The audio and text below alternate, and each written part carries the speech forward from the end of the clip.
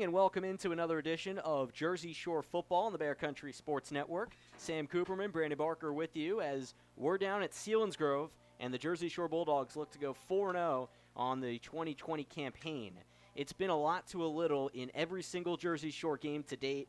Jersey Shore outscoring opponents this season, get this, 149 to 14. That's 149 points for the Bulldogs, including last week's 55-7 thrashing of Central Mountain, where the Bulldogs went on a 26-0 run in the a 29-0 run in the second half to really puncture the wound, and then 14 points allowed to other teams on the whole season. Brandon, these stat lines are just flat out ridiculous. Jersey Shore is crushing these teams. If it were allowed, we'd get running clocks in the second quarter. How on earth are you supposed to stop this team? You're not. You're supposed to be more conditioned than they are, and you're supposed to run faster than they do. But as we've seen for the last couple weeks, there's no one that can keep up to them, especially Central Mountain. I'll bring up the point. The Central Mountain center last week even threw up on the field. That's how fast Jersey Shore was going. And, it's hard to prepare for a team that can go so fast to the line, be able to snap the ball, get a completion, and then go ahead, call a different play, and get straight to another first down. It's so hard to stop that, and that's the problem Selinsgrove's going to have tonight, especially, when you get on passing downs, you throw to Caden Hess, who became a, famous guy over the weekend, but you also got Owen Anderson on the offense. You've also got guys, Brady Jordan made a big impact last week running the ball, even though it was in garbage time, more or less, but still, they made a lot more improvements offensively, and, they just did more things. They added more to their repertoire every week, and they seem like they keep doing it with succession. Yeah, I'd say so. A lot of success for Jersey Shore. Great success, some would say. Shore, again, outscoring opponents 149 to 14. Bulldogs last week, that victory over the rival Central Mountain. And in the age of COVID, the schedule looks a little different. Usually, Coach Tom Gravish would lead this program to try to face the best in the area, where Jersey Shore would have some tough opponents like a Mount Carmel and a Montoursville, although they will get Montoursville at the end of the regular season this year, but usually also, of course, just almost every year state champ Southern Columbia that's putting out big-time college products. But because of COVID, you can only go so far. You can only face teams in your area. So Jersey Shore gets Shikellamy again, gets Central Mountain again. This is the only regular season meeting with Selinsgrove, but it's a Seals team that usually is pretty competitive against Jersey Shore. 1-2 this year, lost their best player, Nate Schoen, a senior running back who has been dominant for now just almost his whole time, suiting up as a Seal. In the second quarter of the opening game against Milton, hurt his knee, doesn't expect to be back during the regular season. And then you also have your quarterback, who is a rising junior, Danny Schock, transferred down to a school in Georgia, and this was in March before COVID. And this is a team that also lost a lot of key seniors, so it's a shell of the Selinsgrove team that we're used to seeing have these exciting battles with Jersey Shore every year. It's not to say that tonight won't get to that point. You never know in a rivalry game, but Jersey Shore on paper and on just about every metric you can use is poised to have a big night. Yeah, and I want to say this. Week 4 is always the best week to watch football because it's 3 weeks in between where both teams have a time to figure out what's their offense like, how is their defense playing. It sucks that they don't have Nate Schoen for Selinsgrove and Danny Schock, but, that's 3 games they've had to work with Coy Bastian as their new quarterback. They've had time to bring in their new running backs like Teague Huber out in the backfield and, get some other experienced guys like Scott Kissinger, probably want to be one of their big fullbacks. So, and fix the issues, we were talking about in the car right here. Selinsgrove said that they were having problems on the offensive line.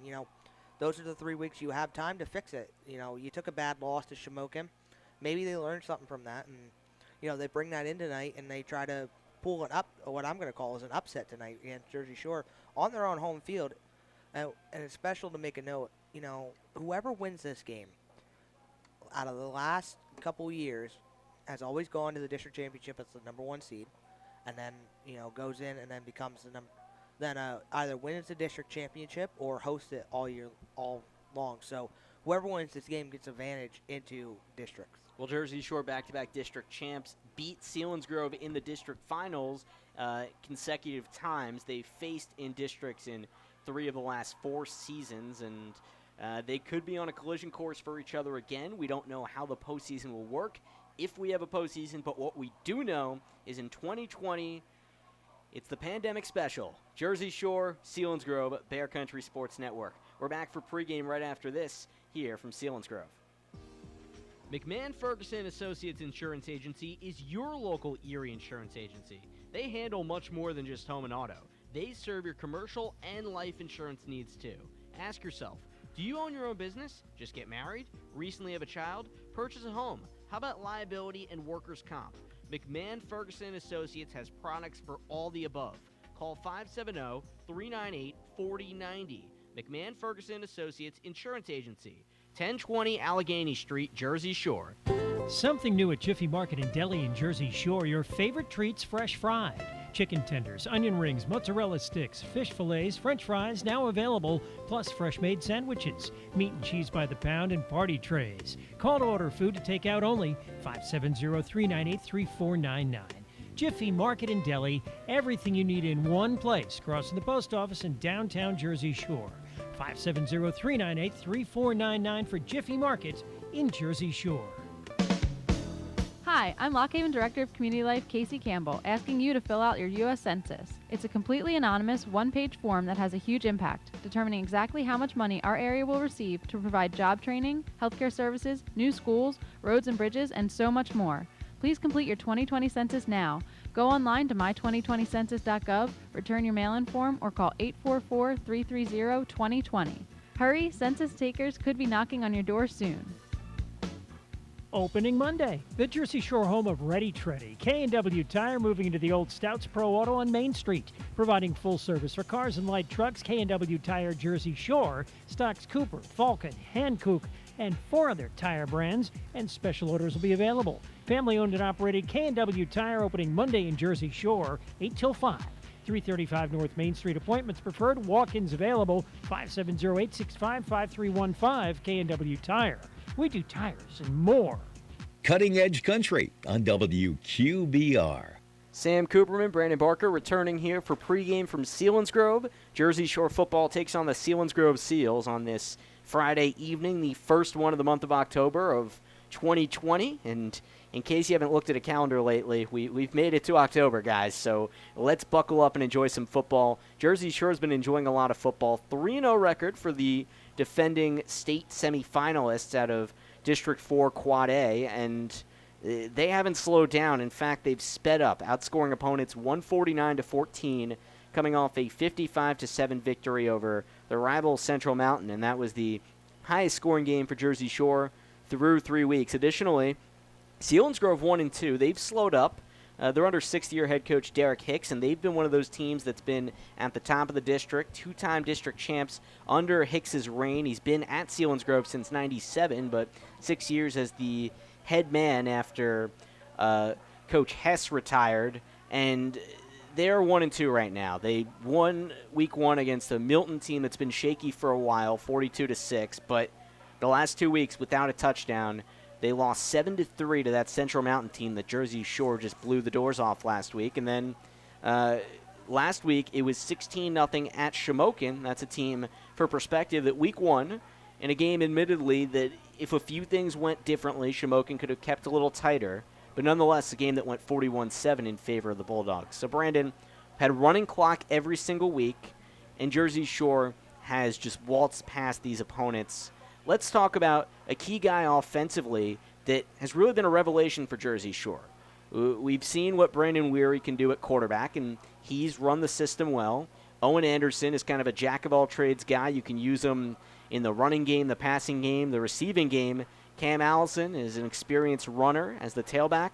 But Brady Jordan, and of course Caden Hess, the guy who was featured on NFL Countdown on ESPN last week in Randy Moss's You Got Mossed sequence there for a ridiculous first-quarter touchdown he had against Central Mountain. I'd be remiss not to mention that. But Brady Jordan, sophomore, first year at varsity, last week ran 3 times, 115 yards, including a 70-yarder and 2 scores.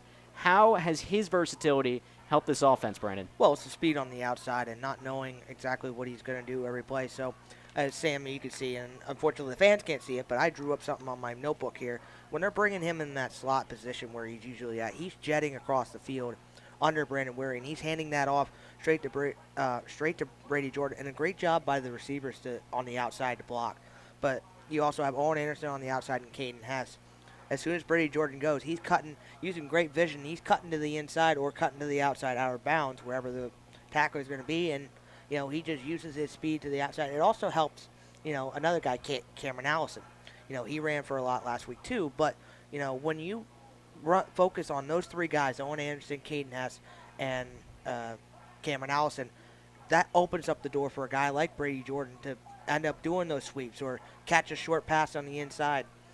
Like he's been doing for the last couple of weeks. And mark my words, tonight, we saw it out here pregame. He's doing, I think he'll get some more reps at running back than what he's been getting in the last couple of weeks. Well, two thoughts on that. One is we need to get you a telestrator, man. I enjoy watching you draw the X's and O's and stuff. That's a fun time for me personally up here. But the other thought is this is the Jersey Shore team that in conference, in the Heartland Athletic Conference, in the HAC 1, they have now garnered 12 consecutive victories in conference play. The last time Shore lost in conference was here, and that was the last time they played Selinsgrove here. They were here last year in the postseason against Bishop Shanahan, but the last time Shore lost a conference game was August 31st, 2018, here against the Selinsgrove Seals. And this is their first time back since then, a very different-looking team, of course, on both sides. That's 2 years ago. A lot of guys have come and gone from the respective schools, but Selinsgrove could have had a rising junior quarterback. They don't. They have a senior in Coy Bastian who took last year off to focus on his promising wrestling career, and that work paid off. He's getting a scholarship to Bucknell to wrestle for Dan Wernsberger over there. They run a wonderful program, and now Bastian is the starting QB with Schock moving to Georgia. Brandon, to stop Selinsgrove, a team that's been anemic offensively, Shore will use its 5-2 defense and will, for a second straight week, be without Carter Peacock, who's one of those interior defensive linemen. You can plug him all over the place. He's been a beast since his freshman year. He runs from a long line of Peacocks in this Jersey Shore program.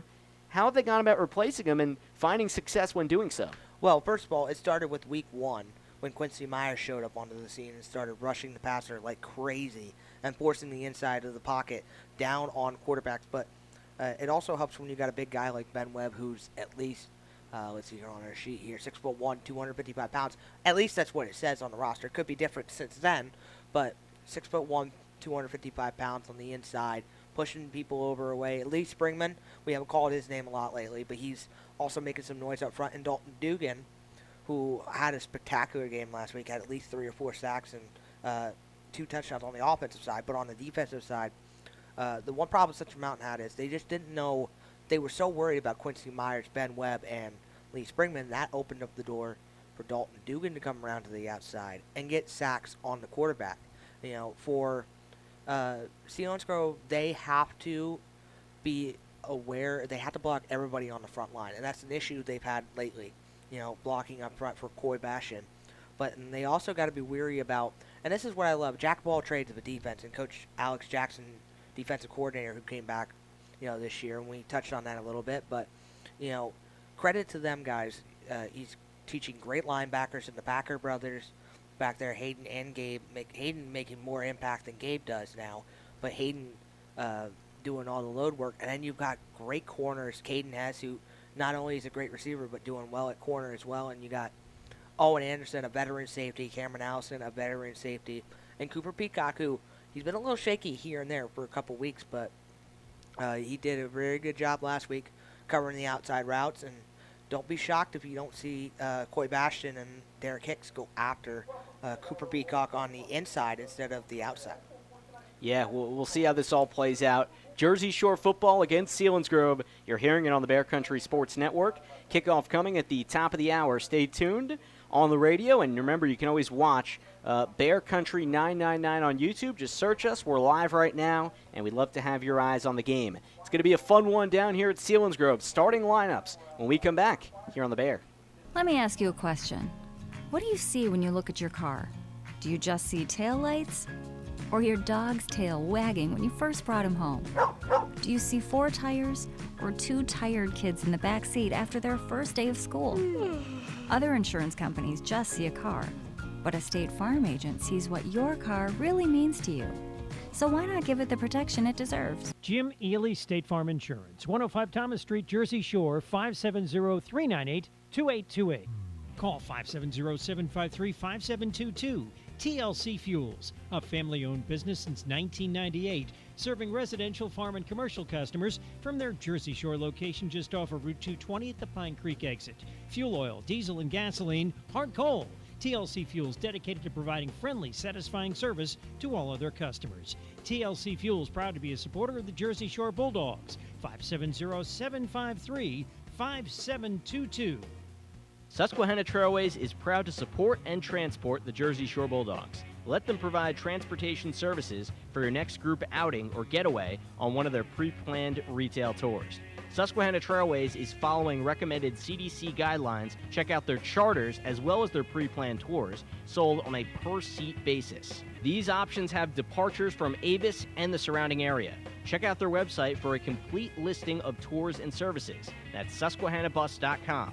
The United States Postal Service has been around since 1775, and since then, you can rely on the Postal Service to make sure what matters to you gets to your mailbox. You'd think you couldn't improve on that. But now, with informed delivery notifications, you'll know when those important packages and letters are coming to your mailbox, with an email every morning telling you what's on the way. It's the reliability of the United States Postal Service matched with the technology of today. It's time to get peace of mind. Sign up now for free at informeddelivery.com. Informed Delivery. If it's in the mail, it's in your email. The seasons are changing, and now is the perfect time to fall in love with a new checking account. At Woodlands Bank, we offer Kasasa checking accounts. Our Kasasa accounts offer unbelievable rates with great rewards. Now you can open up your account online quickly and securely. Make the switch to one of our Kasasa accounts from the convenience of your home. Branch out. Open your account today. For more information on our Kasasa accounts and to pick the best one for you, visit woodlandsbank.com. Woodlands Bank, member FDIC. The Bear, WQBR. Back to Selinsgrove here on the Bear Country Sports Network. Sam Cooperman, Brandon Barker joining you, and it's time for some football in about 14 minutes. Jersey Shore coming in 3-0. Feels poised to go to 4-0. Selinsgrove, the rival, has lost the last 3 bouts between these two schools, but won here the last time these teams met at this field down in Selinsgrove. And that one was a blowout, 31-10. Selinsgrove really just commanded that game. That was the first road game I ever did for this team, personally speaking. And it should be a fun one tonight. It's always nice to see these two teams go at it, Brandon. Yeah, I'll first by saying I remember that game. That was the first game I actually called you guys and to get on here, and I'm grateful for the opportunity. I do Sentimental moment for all. Yep, I remember the first time it was one of the players on the safeties missed the ball, and it ended up in the Selinsgrove's hand, and they scored a touchdown off of it, and it was end of the game for that. But Sam, go ahead with your. You got a sneaky segment. good memory, man. Yeah. I got to say, I'm just noticing that here personally. Let's go to some starters. Jersey Shore coming in with that just outlandish point ratio, 149-14. That's how many they've scored versus how many opponents have scored. I'll take the Jersey Shore starters. Brandon, you'll do Selinsgrove after that. Shore going with senior Brendan Weary under center. Some shotgun as well. Owen Anderson will slot in at some QB, but primarily it's Weary who's got a sparkling 11 touchdown to 0 interception mark. In the backfield, Cam Allison, the senior. He'll be at the tail of the eye. He's working with 3 rushing touchdowns this year. He's been consistent back there, taking over for a stud, and that of Josh Malicki, who carried the load back there for Shore for several years. Hayden Packer, the sophomore at fullback. He's got a couple touchdowns to his name coming out of his fullback slot. Receivers, Anderson, mentioned him. He can play all over the field, and he does play all over the field. Some quarterback, he'll run some jet sweep, and he'll also catch a lot of passes. He's second on the team in receiving. And, of course, first in that regard, Caden has 22 grabs, 286 yards, 5 touchdowns. We've played 3 games. That's a lot of points that he's been responsible for. Cooper Peacock and Dalton Dugan also doing some pass catching, as well as Brady Jordan, who is used primarily in the jet sweep package where he's excelled this year. second most carries on the team, 16 rushes, 201 yards, and 3 scores, 2 of them last week. Shore offensive line, Colin Samar and Preston Wool at the tackles. On the inside, Joe Lorson and Lee Springman. Center is Caden Smith. Defensively, Carter Peacock, we mentioned it earlier. The junior defensive tackle is out for a second straight game. Ben Webb taking his spot on the interior of this 5-2 front, led by defensive coordinator Alex Jackson. Dalton Dugan and Quincy Myers are the edge rushers. Lee Springman, Ben Webb on the inside, and Colin Samar at that nose tackle position. The backers are the two Packers, Gabe and Hayden. Gabe, a senior, leads the team in tackles, and Hayden, not too far behind him in second, as a sophomore. And then the DBs, Cooper Peacock and Caden Hess, who has 3 picks on the year. That's 3 of Jersey Shore's 4. Had a interception return for a touchdown in last week's victory over Central Mountain. He'll be out there with Peacock, and then the safeties, Cam Allison and Owen Anderson, starting at those places for a second straight year. Allison doing the kicking, Anderson the punting. Brandon, go ahead, take Selinsgrove. Well, let's start with the offensive playmakers for Selinsgrove. We're going to start with the quarterback leading the team out, Coy Bastion, senior here, 24 for 64, 263 yards, 0 touchdowns, and 1 interception through 3 games for him. We got Teague Hoover in the backfield for them. It's going to have Ryan Ottman, number 44, in the back, playing fullback. The receivers going to be Brett Foor, that's Foor, just so everybody understands that. Number 6, Ryan is going to be Ottman. I believe number 4. Sometimes I can't read your handwriting, Nate. But Nate Ottman, number 4, for him. And he'll also do the kick returning for him as well. Brett Foor will do the punt returning for them. Offensive line wise, we'll go with CO, number 55. We'll go with left guard Stephen Miller. Center would be Nicholas Young. Right guard would be Cameron Fogarty. Hey, don't try to read my handwriting. Take the number and look on the roster. It's not in my handwriting. I got you, man. Number 64, and over at right tackle, that'll be number 64, Bance Metzger over there on the offensive line. Defensively, we're going to have Stephen Miller on the right side, Fogarty in the middle. You have Metzger on the inside. Linebackers, Spencer George, Nicholas Young, and CEO and linebacker. And DBs will be Brandon Heil. Those are backups before. Yeah, these are the linebackers right here, the 5 right here. Gotcha, man. This is some live entertainment, man. I know. Brandon Heil over there at linebacker. You got Rothman over at linebacker as well. Ryan Ottman, the brother of Nick Waltman, there as well. Corey Runberger, and I believe Scott Kissinger as well. And the DBs will be Nate Ottman, the other brother. He'll be a running receiver. Free safety will be Teague Hoover, and Brett Foor of the other corner. Job well done, Brandon, working through my handwriting. It is bad for the folks at home. I can openly admit that. We'll do a Facebook Live next time, and we'll show it. Just see how bad my handwriting is? I guess so. Okay. I'm not opposed. If your business would like to be a part of this broadcast, we'd love to have you on board as a title sponsor of our pregame show. If you're listening now, maybe you got some interest. Call us, 570-769-2327. Again, 570-769-2327. We got your starters out of the way, and we'll have kickoff for you momentarily. The Bulldogs and the Seals are about to take the field. At the top of the hour, we'll boot it away down here in Selinsgrove. Back on the Bear Country Sports Network and on YouTube, search us at Bear Country 999 and go watch this thing for yourself. We're coming back. Kickoff in a few moments. You're probably not ready for winter, but we are. Hollick's Coal and Fuel Oil Service has been a Jersey Shore fixture since 1950. Hollick's is known for its fast and reliable service. We provide coal, heating oil, kerosene, mixed kerosene, and off-road diesel.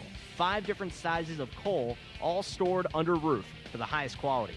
Hollick's Coal and Fuel Oil Service, 248 Locust Street in Jersey Shore, 570-398-1190, and online at hollickscoalandoil.com.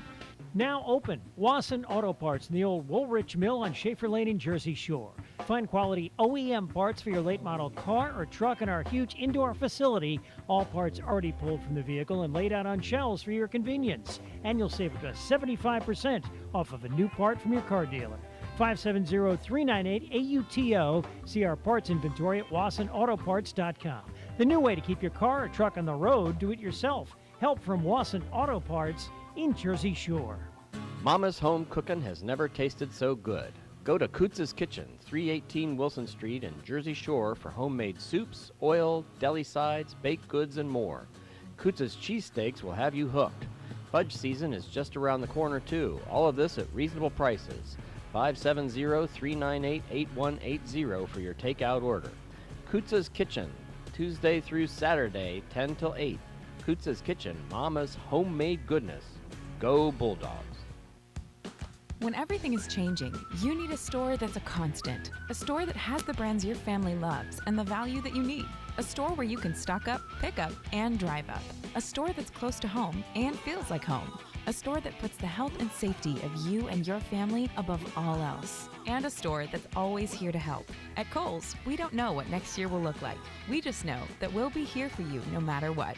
Kohl's, here today, here to stay. See store or Kohls.com for details. Opening Monday, the Jersey Shore home of Ready Treddy. K&W Tire moving into the old Stouts Pro Auto on Main Street. Providing full service for cars and light trucks, K&W Tire Jersey Shore stocks Cooper, Falcon, Hankook, and 4 other tire brands, and special orders will be available. Family owned and operated K&W Tire opening Monday in Jersey Shore, 8 till 5.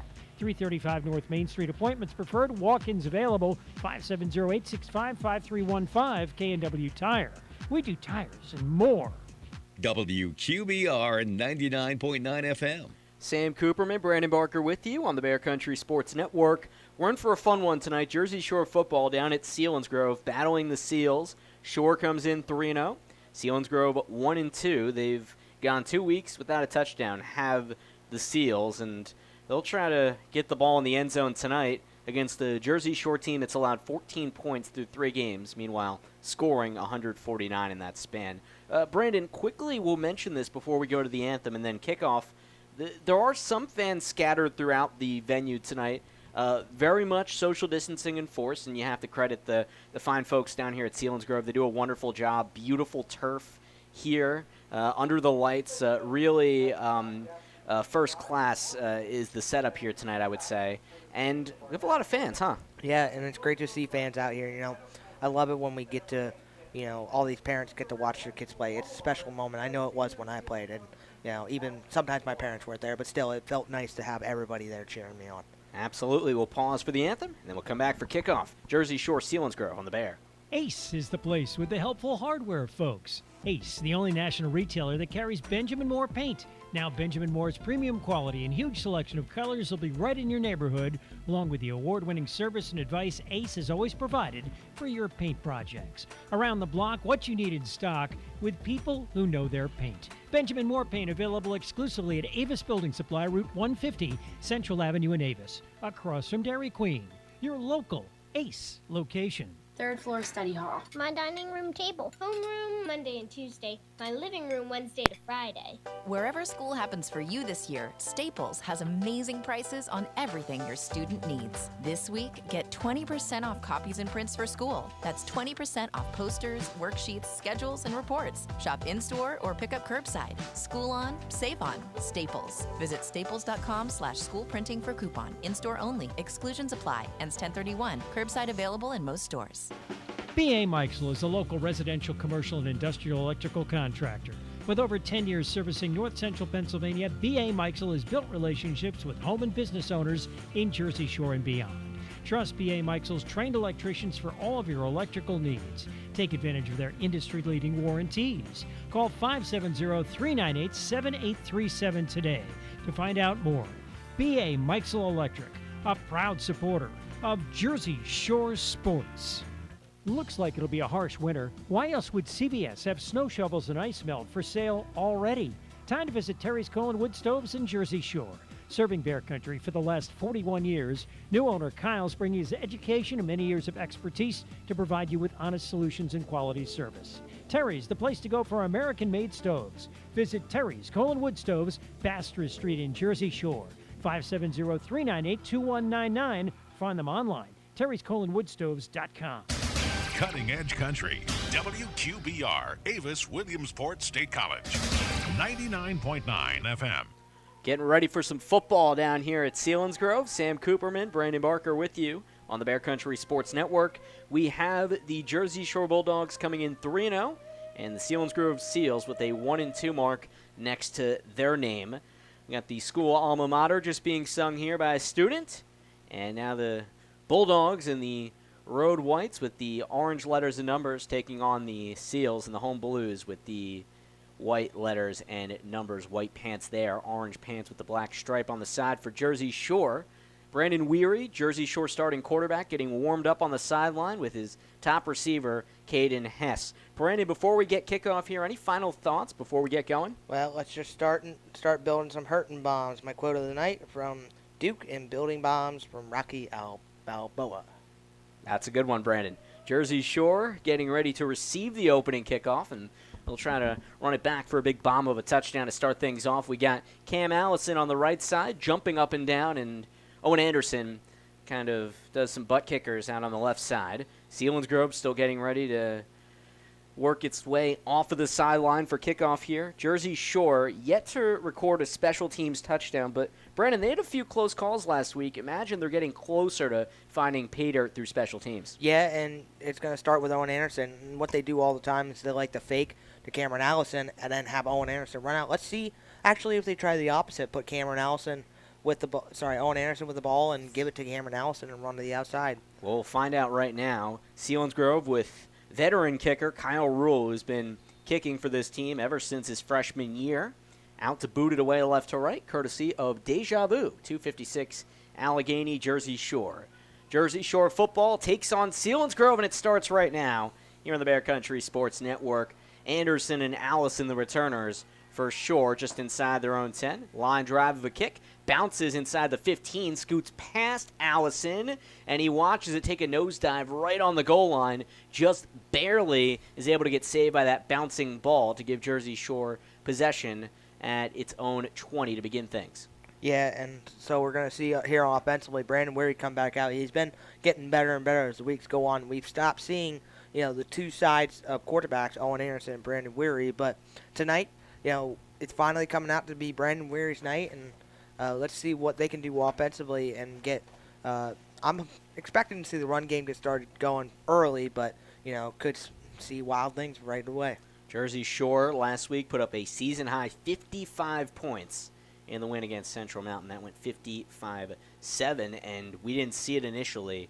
So sorry if someone watching was wondering why the heck we're not talking about a kid down on the field. There's somebody for Selinsgrove that took a crushing blow out to the far sideline, and he's down, and we're wait to see him get up.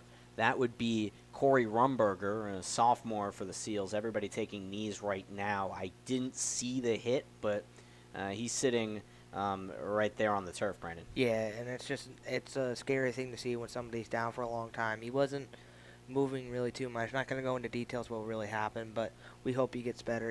As he stands up, that's a good thing to see when you're a coach, a parent, and which they are allowed here in the stadium, and everybody here watching at home with us. Yeah, I'd argue as a human, it's good to see a human get up. So we're able to get him to the sideline, and we should have first down for Jersey Shore right to left to begin the opening drive. Here at Selinsgrove, a team they've beaten 3 times in a row. Jersey Shore's last loss to Selinsgrove came here 2 years ago. Let's make a quick note about Hayden Packer as well, one of the big keys. Offset eye on 1st and 10. Jersey Shore at its own 20. Heads across the formation to the left. Pitch that way. Juke and a stop and go from Allison. Burst to the outside around the 25, and he gets tangled up with the defensive back. It looked to be Teague Hoover who swooped in for the tackle. That's about 5 yards. It's 2nd and 5 for the Bulldogs. Yeah, great start there. Outside run with Cameron Allison. Use your speed, and great blocking by the O-lineman and the receivers. Jersey Shore working from the left hash of its own 26. Give him 6 on the initial run. Weary, the QB, under center. Roll out right. Weary looks to throw. Burst outside, calls for a receiver to get forward. He throws it to the sideline, incomplete. Wanted somebody deep.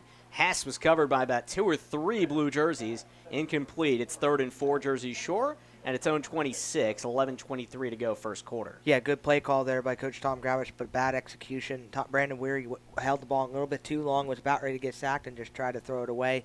Now we're going to have to try something here on a big 3rd down.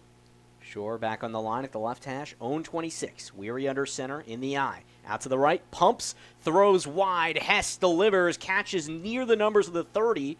Might be a few inches shy. Probably a 4th down situation. Jersey Shore very aggressive. might very well go for it here on 4th and inches deep in their own territory. Might just try to draw them off sides as well. You never know with the Jersey Shore offense. It's a very bad call, I would say here, bad call if you're going to go for it, but very aggressive too at the same time. Jersey Shore does not go for it, at least in the onset, as they send Owen Anderson out to punt. They've done a fake punt just about every game, only need inches here, just their 29.5-yard line.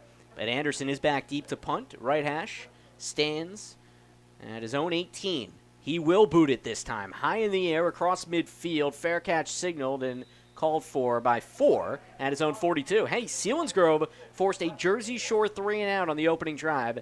10:31 to go first quarter. Yeah, and I want to note here, this is the first time Jersey Shore has, not because of a turnover, has given the ball up inside the opponent's 30-yard line. So be interesting to see. Selinsgrove's going to have to take advantage of this. They're going to have to take advantage of the great field position they got off of it. And Coy Bastion, they're going to have to be able to run the ball with T. Hoover in the backfield. Last week, Shore scored the opening drive. 41 seconds is all it took for a score. Bastion under center. 3-back set on 1st and 10 on 42. Handoff left outside. Hoover! He gets bundled up and thrown down like a rag doll. Lose a few yards back to his own 40, 2nd and long. Yeah, that was a big call, and Samar on the inside. We haven't talked about his name at all in recent weeks, but he shot up in the middle and he took down Hoover like it was nothing. A big first play here by this defense and trying to bring momentum over to the offense. 10 minutes to go in the first quarter. 0-0. Selinsgrove's opening drive after forcing a 3-and-out.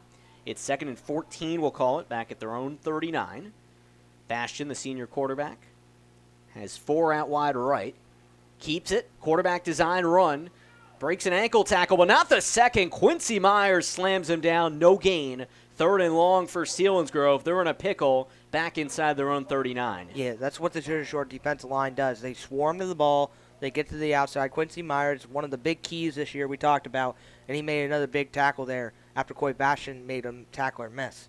Myers already has a defensive touchdown to his name. The senior moved in and out of the district and then back into it. And Alex Jackson, the defensive coordinator, is surely glad to have him lining up on the left edge. Shore in the Road Whites, 5-man front. 3rd and 14 for Selinsgrove. They got 3 in the backfield, only 1 out wide left. Bastion, backside pressure. Myers lunges for him, misses him, but then help comes, and he is roped up back at the line of scrimmage, out to the left side. 4th down, Selinsgrove punt. Great first possession there by Jersey Shore. He went for the ball carrier, and Selinsgrove didn't really do much of it. They ran the ball once and tried a QB sneak sort of thing with Coy Bastion, and then, Jersey Shore just knew where they were at all times, and great job to make up for the bad field position last time. Punting from their own 25. Catherman doesn't even get a snap to him. It looks like a false start. The first penalty of the game at the 8:37 mark of the first quarter. Things are scoreless, and Selinsgrove might be too many men for Shore, maybe. Wait and see. We are inside the press box here, all socially distanced, and it is Selinsgrove as they back up for that false start penalty. The Seals last week in a 16-0 loss against Shamokin were good for just 104 yards of offense. And Shamokin, team that's strong defensively, but Shore, certainly even better. Could be a tough time for them. 4th and 15, own 38. That's where the snap's from. Rugby style from Catherman, high in the air. Shore has Anderson and Dugan back to return. Dugan gets the call, tripped up at the 30, tries to scamper forward to the 34, and that's as far as he gets. And Jersey Shore right to left, 3-and-out for a 3-and-out. Not much offense just yet. Scoreless game, 8:21 to go first quarter. Yeah, and they've got to be able to use Brandon Weary. He went for a pass last time and just couldn't find anyone. And the second time just got a little bit too short for a first down. But I want to make a note. They got to be careful with Dalton Dugan and Owen Anderson right next to each other. That could end up like a fumble down the road. Weary in at QB. Receivers split out. Dugan moves in motion left to right. Joins Hess on the right side. 1st and 10, stretch handoff. Allison tries to break free. He cannot. He is pounced on. Vance Metzger was the first to get to him with some other guys scraping for those ankles. No gain. 2nd and long, Jersey Shore right to left. Own 33. Yeah, the one big thing about Selinsgrove defense is it's kind of mirrored to the same way Jersey Shore is. They are swarming to the ball. And that time they did. They stopped the run exactly where they knew they needed to. Jersey Shore going shotgun this time. 3 receivers out left. Delay handoff. Allison gets it, burst up the middle, and he crashes down at about the 38 for 5 yards. 3rd and 5, Jersey Shore. Line of a first down is at the 43. Yeah, that's what you want for sure. You want quick, short, third downs. You don't want to be stuck at like 3rd and 10. And they move quickly. They're in a shotgun, 2-by-2 look. Hess, the wide man to the right. Weary looks that way, stops, delivers high over the middle, batted and intercepted. Tip assist to Teague Hoover and tripped up just past midfield. First interception thrown by Weary this year. It was batted away by Heil, and Hoover was able to snipe that one. And here comes Selinsgrove across midfield, left to right. We're scoreless, 7:21 to go first quarter. Yeah, the momentum switched over to the Selinsgrove on that one, but I want to say about Brandon Weary, look, that was a bad pass. He tried to throw across his body. It's a hard thing to do, but still, throw across his body, threw it a little bit too high for Cooper Peacock, got tipped and intercepted. It's not how you wanted to start the night if you're Brandon Weary. 1st and 10, own 49. Second drive for Coy Bastian and the Selinsgrove Seals. In a 2-by-1 set, 2 receivers spaced out to the right. All meant the wide man right.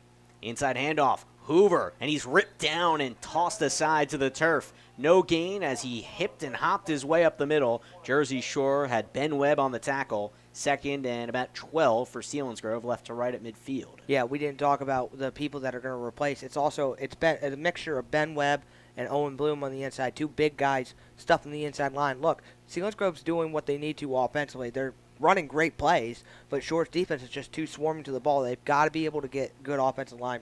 Under 7 minutes to go first quarter. Nobody's scored yet. Selinsgrove 2nd and 11 at midfield, going left to right. Bastian takes the high snap, stands, throws over the middle, incomplete, wide of Brett Four, who was trying to camp out in the middle inside the Jersey Shore 42. It's 3rd and 11. Selinsgrove trying to take advantage of the forced turnover, but not much success just yet. Yeah, great zone coverage call there by Coach Alex Jackson in the inside. But if you're Coy Bastian, that's the first time tonight he's had really great protection. Not great, but he had enough time to throw it off, and he's got to be able to get it to the inside of those receivers, one being Brett Four. Working with a 37% completion percentage coming into tonight. 3rd and 11 for Bastian and company. Takes the snap, chest high, stands, tosses, looks for Four, batted up in the air, and Shore rips it away. Anderson on the batted interception at his own 32. Up the right side, cuts inside to the 40. Jersey Shore right to left. 2 interceptions, back-to-back drives, and we're still tied at nothing. 6:26 to go, first quarter. Yeah, great play by Owen Anderson. Caden Hess did it a couple weeks ago, and now Owen Anderson did it to himself. He tipped the ball up to himself, made it a jump ball, and he wins that. He's going to win that every time, and Shore now gets momentum from Selinsgrove's offense over to their offense. Nobody has been able to sustain offense tonight. Jersey Shore trying to break the seal on that one. 1st and 10 at their own 40, right hash. Try the power I formation. Weary, under center, right leg kick. Dugan jogs to the right. They pitch it to the left. That's the opposite of where they usually run. Allison pitter-patters to the edge, and he carves his way to the 43. 3 yards, 2nd and 7. Jersey Shore right to left. And I want to make a note of it real quick. The offensive line, what I love about them is they're already downfield by the time they're running that ball. So Allison's got great blocking on the upside. He's just got to be able to keep his motor running. Shore back on the line, 2nd and 7, own 43. Weary barks out the instructions in the eye. Handoff right, over right tackle. There goes Allison. He slips and slides up to the 49 for a healthy 6 yards. 3rd and 1 for the Bulldogs. Let's see what Coach Tom Gravish's call here is. Last time they went on a 3rd and short, they got it intercepted. Let's see what he tries to do here and be gutsy and shove it up the middle. Still scoreless, 5:40 to go first quarter. Weary on 3rd and 1. Zone 48, inside give. Packer, the fullback, tries to power his way across midfield, and we'll see where they spot it. He does get across on the second effort. Hayden Packer with a really tough 1.5 yards. And that's the X factor in this offense is Hayden Packer when they're able to use him on a crossing route or a tough goal line stand. That's what you want from your fullback in that situation. Jersey Shore with 1st and 10, just across the midfield stripe, going right to left. Scoreless battle. Hess sprints to the left. Pitch that way from the eye. Allison jets around the edge. 45-40. Good blocking ahead. 35 up the sideline. Rips his way to the 28-yard line. Cam Allison took that for 21 yards and a first down. Yeah, good running there by Cameron Allison. Got it to the outside edge. It looked like he was going to be tackled back in the backfield. As Sam, you just pointed out to me, we have a flag. There's a holding call against Jersey Shore, and credit the PA announcing here tonight. We can hear it crystal clear down here in Selinsgrove, and let's negate that 21-yard run. Jersey Shore getting no penetration against Selinsgrove. Yeah, and, it starts up on the front line, and I believe one of their defensive ends that's coming up, or linebackers, I believe, number 19. That's Kissinger. The Kissinger, yeah, he is doing a great job using his speed at the linebacker position, forcing the tackles to be able to block him a little extra longer and making Cameron Allison bump more to the outside instead of cut up north and south. Line to gain is the Selinsgrove 39. Short its own 42. Weary rolls out right. Stripped from behind. Loose ball. Can Shore get it? The Bulldogs do. Packer picks it up, and they'll say it was a forward pass incomplete. So it's 2nd and 19 for Jersey Shore at its own 42. That was Brandon Heil coming off the edge doing that. Look, Selinsgrove is mixing things up with coverages, and they're mixing up defensive lines. What you need to do against Jersey Shore, confuse this offensive line. But if that wasn't ruled an incompletion, I want to say Hayden Packer had a lot of room on that. 2nd and 19, own 42. Jordan in the game gets it on a jet sweep from the left side. Cuts up the right side outside the numbers. Stutter step at the 45, and then he's plowed down right about there. Heil and company were there, as well as Ryan Almond, the middle linebacker. Jersey Shore scrapes up 4 yards. Still 3rd and long for the Bulldogs. Let's also make a note that Brandon Weary is out of the game. He might be coming back in right now, but Owen Anderson was the one running that play on that drive. Brady Jordan, like I said earlier, he comes out of that jet sweep.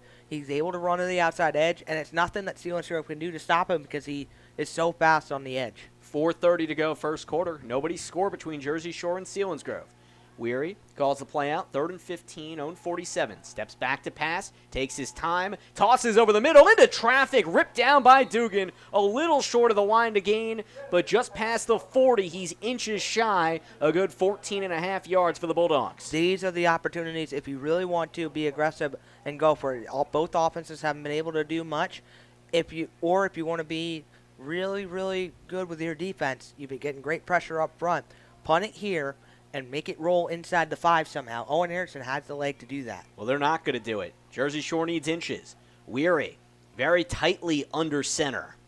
Barks out the instructions. Handoff. Packer has a first down across the line to gain. He got that first step and easily had it. And up to the 38 he goes for 2 yards and a new set of sticks for the Bulldogs. Great blocking by the offensive line to give him a hole up in the middle and be able to get the first down. That time, there was no debate on it for a first down. That was a first down. 3:43 and counting, first quarter. Nobody scored. Weary, a left leg kick. Dugan heads to the right side. Pitch out left. Allison slips up, regains his footing, and bursts up to the 34 for 4 yards. 2nd and 6, Jersey Shore. Tackle made, and Jersey Shore trying to move forward. South Shore wears you out with those outside pitches to the running back. 2nd and 5 from there. Weary from the left hash. Looks to his right side. He has Hess out right. Receiver's pretty tight in line. Dugan from the left side comes forward. Pitch right.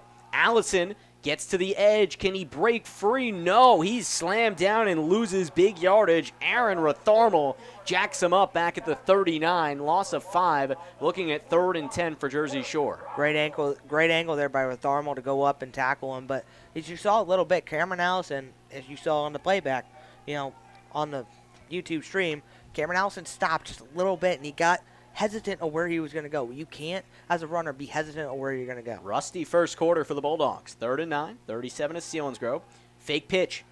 Weary, time in the pocket, nowhere to go. Finally throws it up the right side. Nobody home, and Peacock cannot keep his feet in bounds. Makes the catch inside the 8, but he was out of bounds, falling away. Nobody near him.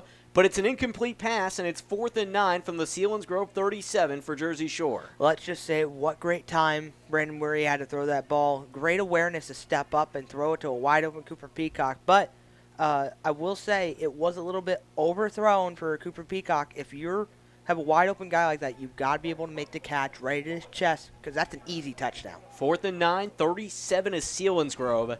Have to wonder if Shore is looking for a fake punt right here with Anderson back to receive it. Takes it, does punt it from the 48, tumbles right to the middle. Fair caught at the 15 by Brett 4. And Shore pins the Selinsgrove Seals inside their own 20. Defense trots out. 3 drives for Jersey Shore, no points.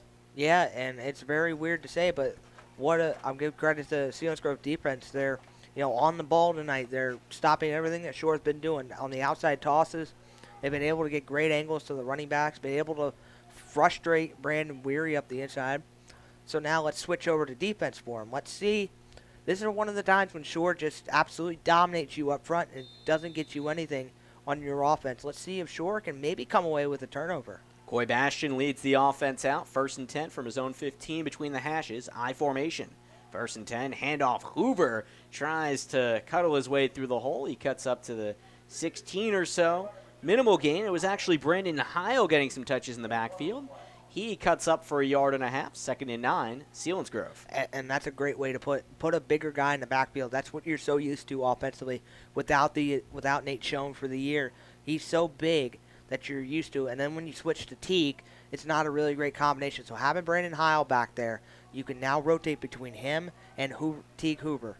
Offense has not been a strong suit tonight for Selinsgrove, but they've held Jersey Shore at bay. 2nd and 9, own 16 from the I. It's the fullback Allman who powers his way up to the 20, and he cuts up for 4, making it 3rd and 5. Jersey Shore trying to force a 3-and-out. Selinsgrove left to right at their own 20. For the last 3 weeks, these are what these teams haven't been doing. They've been allowing a 3rd and long for Shore to be able to stop you defensively. Now it's 3rd and manageable. Let's see what Coach Derek Hicks calls up here and says, hey, let's try to trick the defense, maybe a nice bootleg or something here tricky, try to get yourself a 1st down. Jersey Shore has won the last 3 bouts of this rivalry game, and the Bulldogs looking to add to that total tonight. 3rd and 6, own 19. Selinsgrove in a shotgun for the first time. Bastion back to take it. He does. It's a design run. Bastion up the right side. Tries to follow his blockers. The ball comes out at the 22, and Jersey Shore has it. The Bulldogs have Gabe Packer to scoop it up off the turf. Jersey Shore near the red zone. Takes over right to left. Good design here by Selinsgrove, but bad execution by Coy Bastion. He just ends up losing the ball. Got to keep a hold of it, but for sure, greatest opportunity they've had all night to try to get some points on the board, where this is very unusual for us, Sam. We don't normally see 0 before the end of the first quarter. And a fast-moving first quarter at that. 56 seconds to go first quarter. Shore left hash, Selinsgrove 21. Can the offense convert here? Offset eye on 1st and 10. Dugan trots to the right to join Hess. Pitch that way. Brady Jordan in the backfield. Jordan breaks a tackle, sprints forward, gets up to the 17, and a dog pile forms on in there. 4 yards, 2nd and 6, Jersey Shore. Selinsgrove 17. Yeah, using the shiftiness of Brady Jordan out of the backfield to be able to run. Shore quickly moving. 17. Tries to set things in motion. Under center is Weary. Right leg kick. Let's see if they run a pitch again. Hess out to the right. They do. He sprints left. Jordan there to run. Gets to the edge. 10. Still running for a 1st down. Crashes down at the 7. 10 yards for the sophomore Jordan, and a new set of downs for Jersey Shore. Just great blocking on the outside. Those are the initial plays that Shore likes to run, and it's normally the most perfect plays they have. It's the most practice they do. Jersey Shore's Colin Samar out of the game, jogging up and down the sidelines. Woodring in for him. 1st and goal from the 8. Shore pitch right. Jordan, can he get the edge? There's a flag down, breaks 1 tackle, and not Allman. He smashes him at the sideline. Maybe a 2-yard gain, but that flag came from the backfield. Yeah, I believe this is going to be a illegal low block or maybe a holding call, but let's go see why Selinsgrove's been stopping that run lately. Because they've been, when Cameron Allison's stopping and stuttering, that's giving time for guys like Allman to go in and make that angle tackle on the player. So for sure, they've got to be able to change it up just a little bit. Brady Jordan is doing a little bit better job running the ball than Cameron Allison. Use Brady Jordan more, maybe switch them around. Put Cameron Allison in that slot. Jersey Shore is going to have 1st and goal from a long ways away now. They called a blindside block. Didn't see which player it was on, but the ball gets spotted at the 24 of Selinsgrove after the 15-yard penalty. Jersey Shore right to left. 7 seconds to go first quarter. And Anderson is in a QB like you mentioned, Brandon. Anderson takes the snap, looks to rush. Left side, the horn sounds. Last play of the quarter to the sideline. 20, spin move, and he's knocked down about the 19. A number of seals there, including Teague Hoover and Scott Kissinger. Anderson picks up 6, makes it 2nd and goal from the 19. We start the second quarter as the fields flip. Nobody has scored. 0-0. Quite a surprise on this Friday evening from Selinsgrove. Coming back after this on the Bear Country Sports Network. McMahon Ferguson Associates Insurance Agency is your local Erie insurance agency. They handle much more than just home and auto. They serve your commercial and life insurance needs too. Ask yourself, do you own your own business? Just get married? Recently have a child? Purchase a home? How about liability and workers' comp? McMahon Ferguson Associates has products for all the above. Call 570-398-4090. McMahon Ferguson Associates Insurance Agency, 1020 Allegheny Street, Jersey Shore. Cutting Edge Country on WQBR. Sam Cooperman, Brandon Barker, back with you on the Bear Country Sports Network. First quarter is come and gone here at Selinsgrove. Jersey Shore football 0, Selinsgrove 0. The 0 on Selinsgrove's side wasn't that much of a surprise considering they were shut out last week and have scored 3 points in the last 2 weeks. But Jersey Shore, coming off of a 55-point performance, held to nothing in the first. This is a surprise. Second and goal, 19 of Selinsgrove left to right. Anderson still in at quarterback. Run pass option.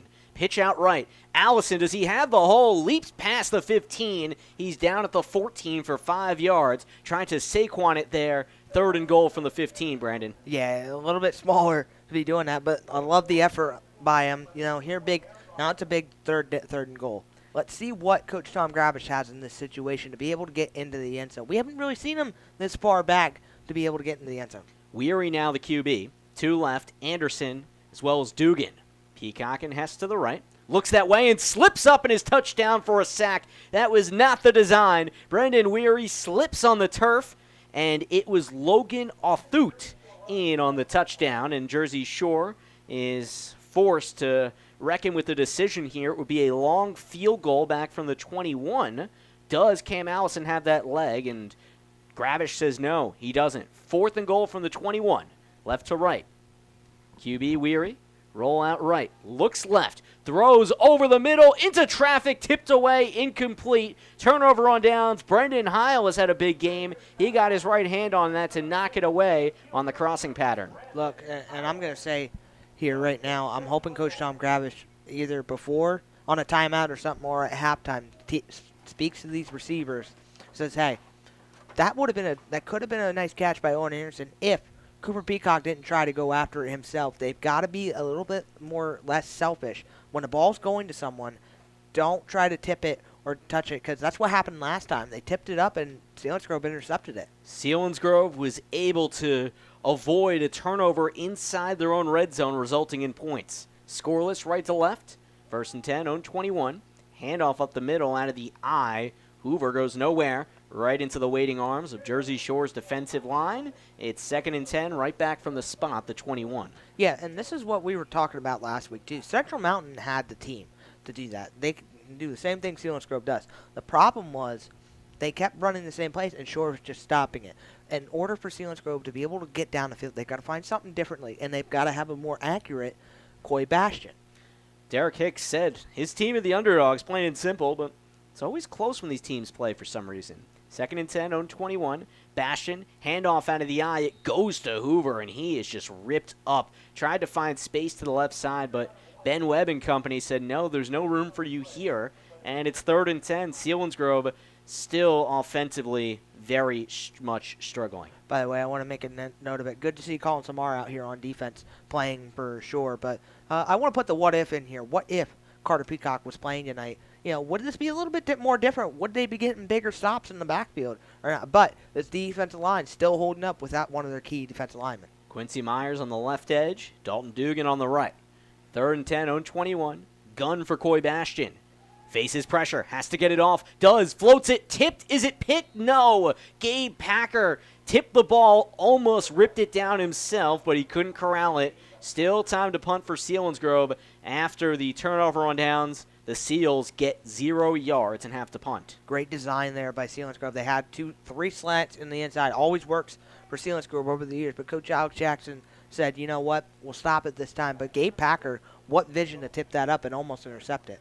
Own 21 is where Cole Catherman punts, receives the low snap, rugby style with the left foot, up to midfield. A charging Anderson takes it at the 45, bounces off a tackle as tries to shape shift out left, but at the left hash of the 44 is where he's thrown down, and Jersey Shore takes it left to right. Scoreless game, But we have scores in other games. Brandon, what's going on around the area? Well, let's go with one, Shikellamy and Shamokin right now.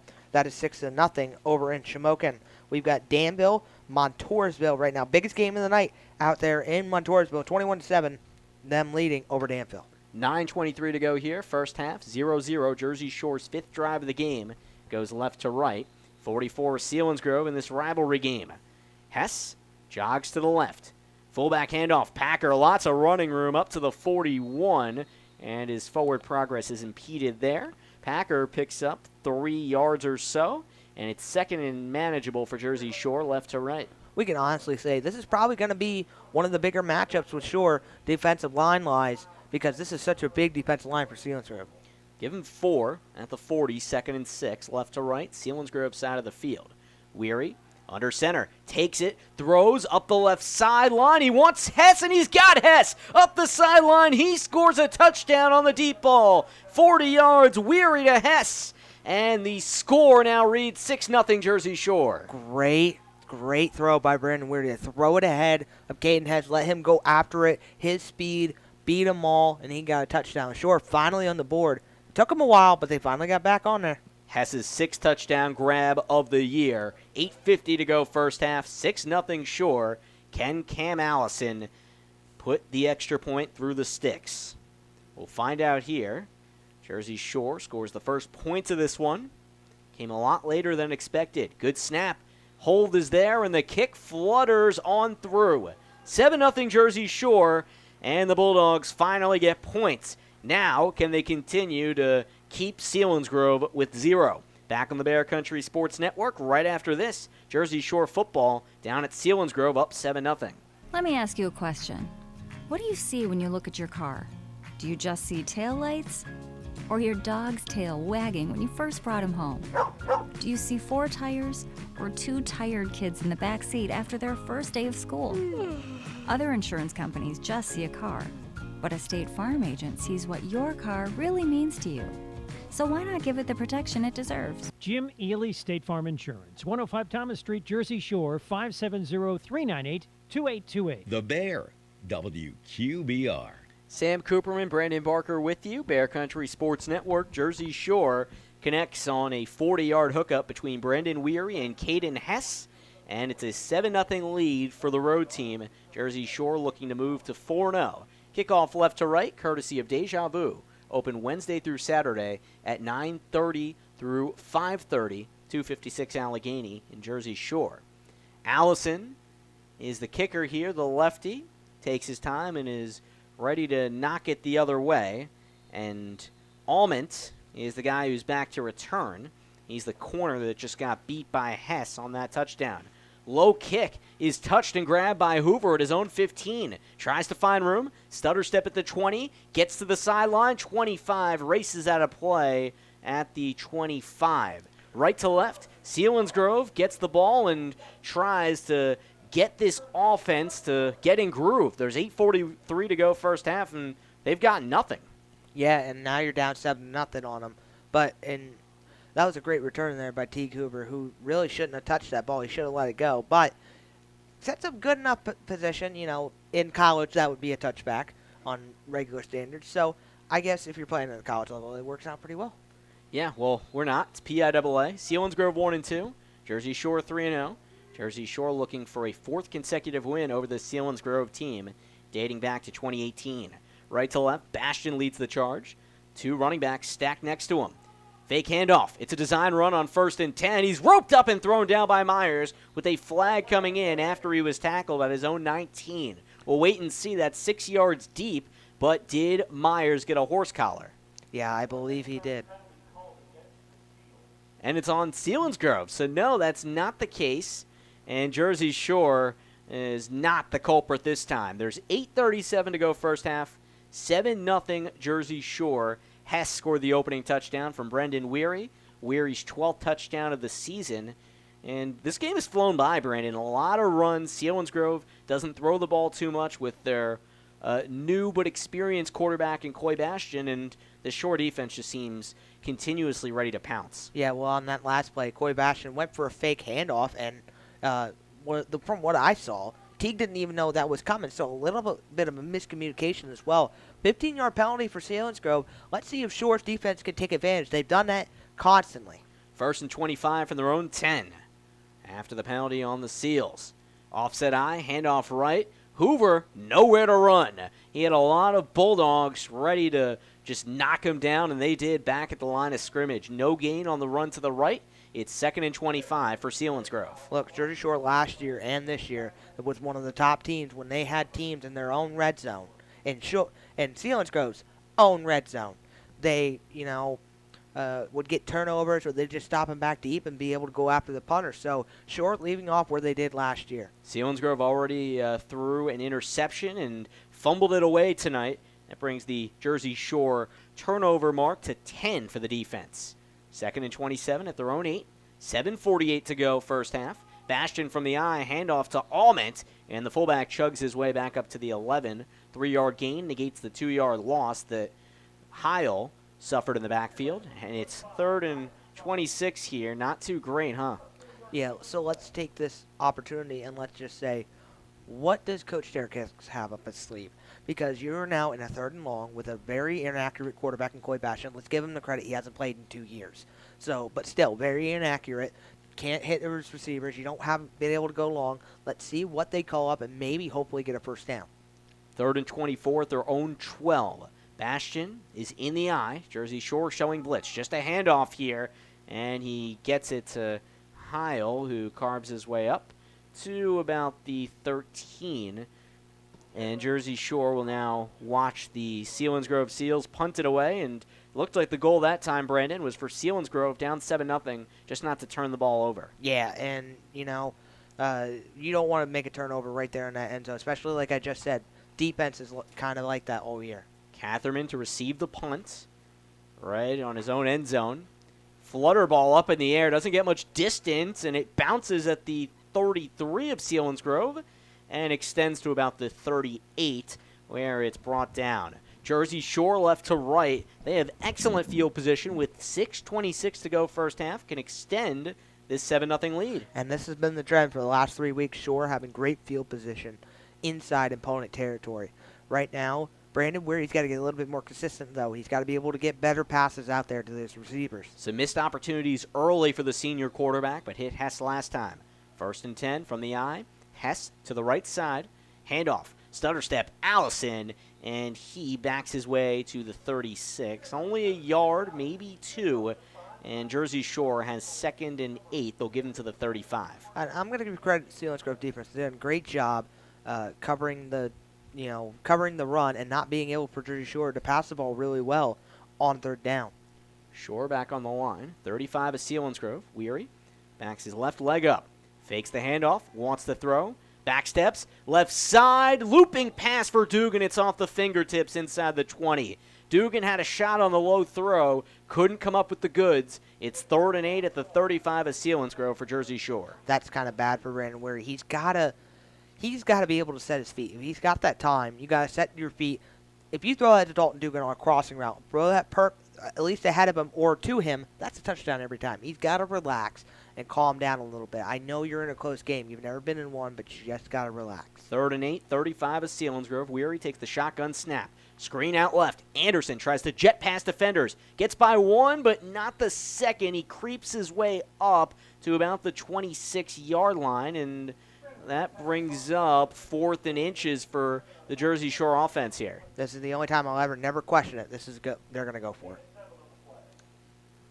Well, no, they got enough. Ooh. I was thinking the math. Yeah, they had the 4th. Even my very unimpressive math would say that's a first down, and they did. They mark it at the 27, just enough to move the sticks, and the screen pass works. 1st and 10, shotgun, Weary, left hash, Selinsgrove 27. Jet sweep to the right side. Anderson looks for blockers, gets by the first level, but the second wave comes crashing down on him at the 20. 8 yards for Owen Anderson, the wide receiver. 2nd and 2, Jersey Shore. Selinsgrove 20, 5:30 to go first half, up 7-0. It's nice to have a wide receiver who could be built like a running back, who can power people over. I love watching Owen Anderson play every week. Fun guy to observe for sure. 2nd and 2. Selinsgrove 20, right hash. Weary from the gun. Handoff. Allison slips by guys to the 15 and lunges to the 13. It's a first down for Jersey Shore. The Bulldogs pitter-patter their way up the middle and close in on their second score of the game. I want to make a note here. Caden Smith, what great job of making this offense run so quickly. Caden Smith went straight to his running back, picked him up, and put him back in the line. That's the definition of speed for this offense. 7-0 Jersey Shore, 5 to go first half. Weary from the 14 of Selinsgrove. Another jet sweep out left. Cooper Peacock slips, gets back up, and gets positive yardage out of that miscombobulation. He dives down at the 12. It's 2nd and 8 from there for Jersey Shore. There is a first down to gain for the Bulldogs with 4:40 to go in the first half. I want to say it, but it's like at the 1-yard line. Basically, it's more of a touchdown situation, but it is good to know that you can get a first down on this. 2nd and 7, 11 of Selinsgrove. 4:30 to go here in this first half. Right hash Weary rolls out left. Time delivers back left side. Anderson tries to make a one-handed grab. He can't come up with it. Jersey Shore set up with 3rd and 7 now, and they have it at the Selinsgrove 11. Yeah, and that was a little bit overthrown for, trying to think of who was out there. Anderson. Overthrown for Anderson. But I want to make a note of it here. How long does it take until Owen Anderson finally gets in at quarterback? Got a series earlier. 3rd and 7, 11 of Selinsgrove. Weary brings Jordan to the left side. He gets it on the jet sweep. Out to the 10. Paces forward, wrapped up at the 9. A pile of seals, and a flag comes after he was tackled. We'll find out what that flag is, and can it benefit Jersey Shore? I don't know. It might be a holding on Shore here, but I want to expand on that note I made a little bit there. What I meant by is, Owen Anderson, because Brandon Ware's he's having a bad game, but I want to know how patient, Coach Tom Grabish is going to be with him. This is the first game where he's really had a big test. It's not a great Selinsgrove team, but it's a Selinsgrove team that knows Coach Tom Grabish like the back of his hand. Coach Derek Hicks knows him. So it's hard to, try to game plan against him. 4:14 to go first half. Jersey Shore up 7-0. Closing in on the Selinsgrove end zone. And Selinsgrove responsible for the penalty. And Jersey Shore has it at the 5. That's an automatic first down. 1st and goal from there. The Bulldogs get a lifeline when it was much needed. Is it saying 4th down? No, it's 4th down. It says 4th down. On the scoreboard it said 1st, and they switch it to 4th. So it's 4th down from there. 4th and 1 from just inside the 5. That's the situation. Jersey Shore set to they'll call a timeout to decide if they're going to kick it or if they go for it here. Up 7-0. Jersey Shore has the lead here, Brandon. Let's take some time to fully expand on your scoreboard update. Let's look around the area. Yeah, let's look around here. Danville adds to that 7 and goes now 21-14. That's the big matchup over there in 3A. Both 3-0 teams over there in 3A. So that's Danville over Montoursville? That is Montoursville over Dansville. Montoursville over Danville. Danville. Got it. We got Tyrone beating Bald Eagle area, one of the local teams. Fortunately, Shore could not play him this year. They blew him out last year in that effort. We've got Williamsport 0-0 right now. I believe if I can find it, it ended up disappearing on me. But as far as, against Wilkes-Barre area, one of the big teams. That was a merger last year. Let's go here. Central Mountain and Milton. Think of this, Sam. Central Mountain 28, Milton nothing. Milton is Jersey Shore's next opponent. That's next week. Back at Thompson Street Stadium. And one more score. One big one here. Very close match. Shamokin 14, Shikellamy 13. Shikellamy trying to find their offense, and Shamokin trying to come off of a huge win over Selinsgrove last week. Credit Coach Kaiser and those guys over there. The Braves looking for back-to-back wins. They bounced past Milton last week. 4th and 1 here. 4 of Selinsgrove. Jersey Shore from the left hash. It's an I formation. Weary tries the quarterback sneak, and he gets over the line to gain. Jersey Shore keeps it, and the Bulldogs get one step closer to the end zone. Yeah, and that was just a great design there. Way to use Hayden Packer as a push. Back then, you couldn't be allowed to do that. Now it's a new rule where you're allowed to push in the back of a quarterback, and a big first down for sure. The old Bush push from USC. 1st and goal with the 3 of Selinsgrove. Weary quarterbacks the offense. Pitch out right. Allison, can he get the edge? Thinks he does. Reaches for the plane. No, he's bounced down at the 2. Cam Allison didn't have enough room to circulate and score. 2nd and goal from the 2 of Selinsgrove. Look, I'm loving the speed of these 2 linebackers for Selinsgrove. Number 41, it would be Rotharmel and Ottman. Look, they're creating great angles on Cameron Allison and using really good speed to tackle him short of the line. 2nd and goal from there. Weary brings Dugan over to the right, and there's a whistle. The Selinsgrove defense claps. That looks like a false start, which would make it 2nd and goal from the 8 for Jersey Shore, and it changes up Tom Gravich's play calling. Yeah, and that's the first false start we've seen all night. Offensive penalty for him, other than a holding call, but first procedure penalty. And so Shore has to relax a little bit, but I want to step on Selinsgrove. Look, this is the first time Selinsgrove anyone has tested this Shore offense as we see Owen Anderson coming at quarterback. You call for it, Brandon. 2nd and goal from the 8. Anderson takes the snap. Run out left. Keeps it up the middle. The C's part, and he twists up in the end zone for a touchdown. Owen Anderson with the first step in the score. 13-0 Jersey Shore. The running quarterback punches it in. He's just a bulldozer. He loves to bowl people over and play. Look, that was not a touchdown if that were anyone else, but for Owen Anderson, that's a touchdown. Great drive by Shore and took up a lot of time on this second quarter clock. 3:05 to go first half. 13-0 Jersey Shore. Cam Allison looking to add to the points party to put 14 on Jersey Shore's side. Shore waiting. Snap clean. Hold is there. The kick is through. 14-0 Jersey Shore. It was a scoreless first quarter, but 2 touchdowns for this exciting Bulldog offense in the second quarter. Back to Selinsgrove for the next Seals drive after this. Here on the Bear Country Sports Network, your home for Jersey Shore football. Want to sell your house? Want to buy a house? Then call the Dave Winkleman team at First Choice Real Estate in Jersey Shore. Dave's a graduate of Jersey Shore High School. He and his wife Jen live in South Avis and the parents of 7 children. So you know the Dave Winkleman team is motivated to market your home and find you a new one. 570-295-4422. Ask Dave how he can guarantee your home will be sold in 90 days. Dave Winkleman team at First Choice Realty in Jersey Shore. Ready to serve you. 570-295-4422. WQBR 99.9 FM. Sam Cooperman, Brandon Barker with you, Bear Country Sports Network. We have our 3rd kickoff of the game coming courtesy of our friends at Deja Vu. Find a little bit of everything. 256 Allegheny, Jersey Shore. Kickoff left to right as Jersey Shore is kicking it away with Cam Allison doing the honors. Back to receive, it's Nate Almond, the junior. And Jersey Shore comes off of an 8-yard touchdown run by Owen Anderson, taking the snap at quarterback and making it count. You know, Sam, I want to say something here. Let's see if maybe they try an onside kick. You never know.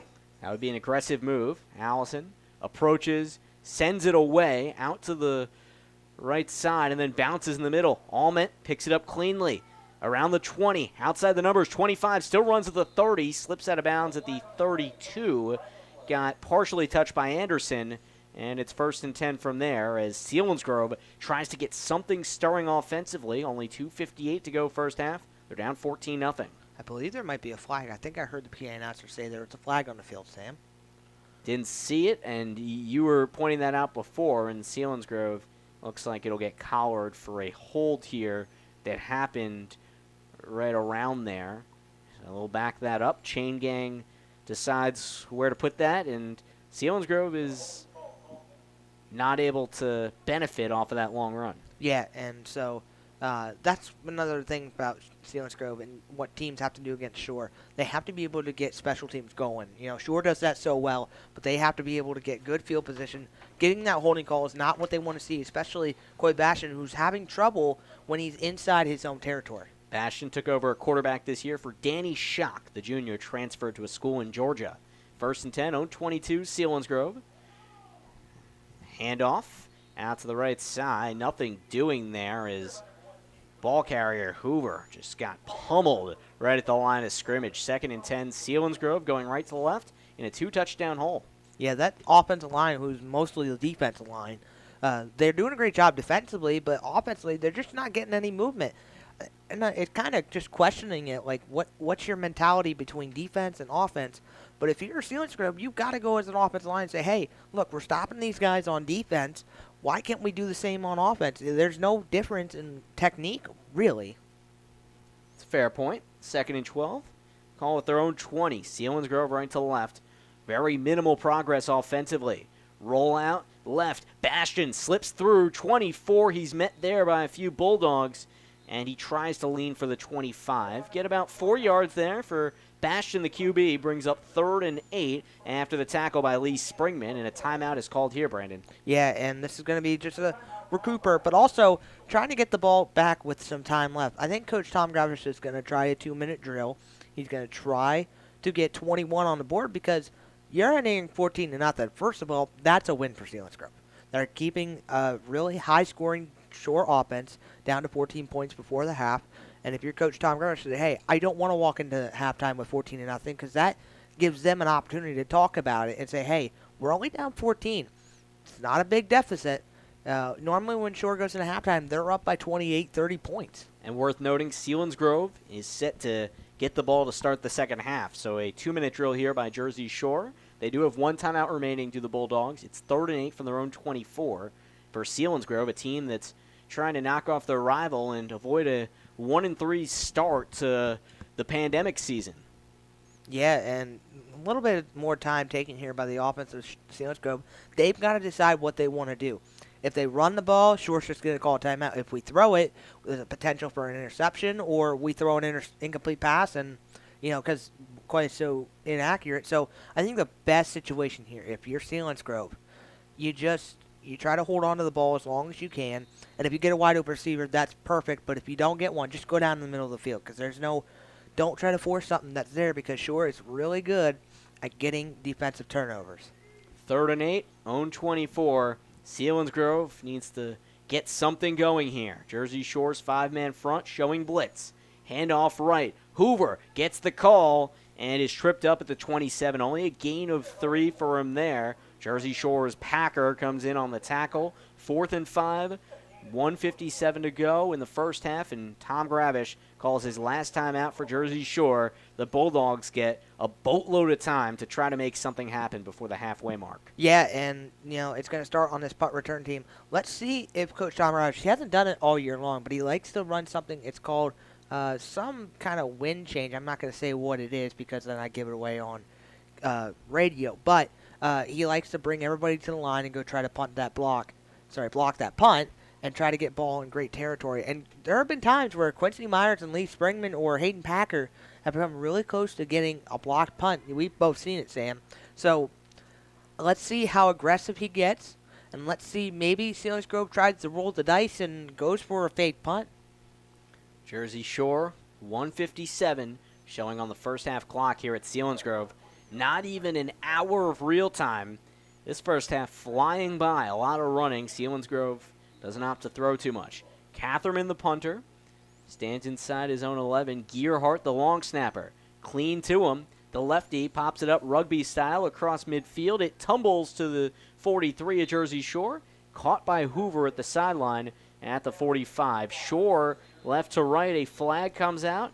After the ball was settled, we'll find out where Shore gets it to run this 2-minute drill. Maybe a sideline warning. That's the only thing I would really see what would happen here. But let's see what they get. So now we're going to run the 2-minute drill here offensively. Brandon Weary's going to be back in at quarterback. And let's see how fast they could tire out this Selinsgrove defense. Jersey Shore going left to right. And they get it across midfield after the penalty on Selinsgrove.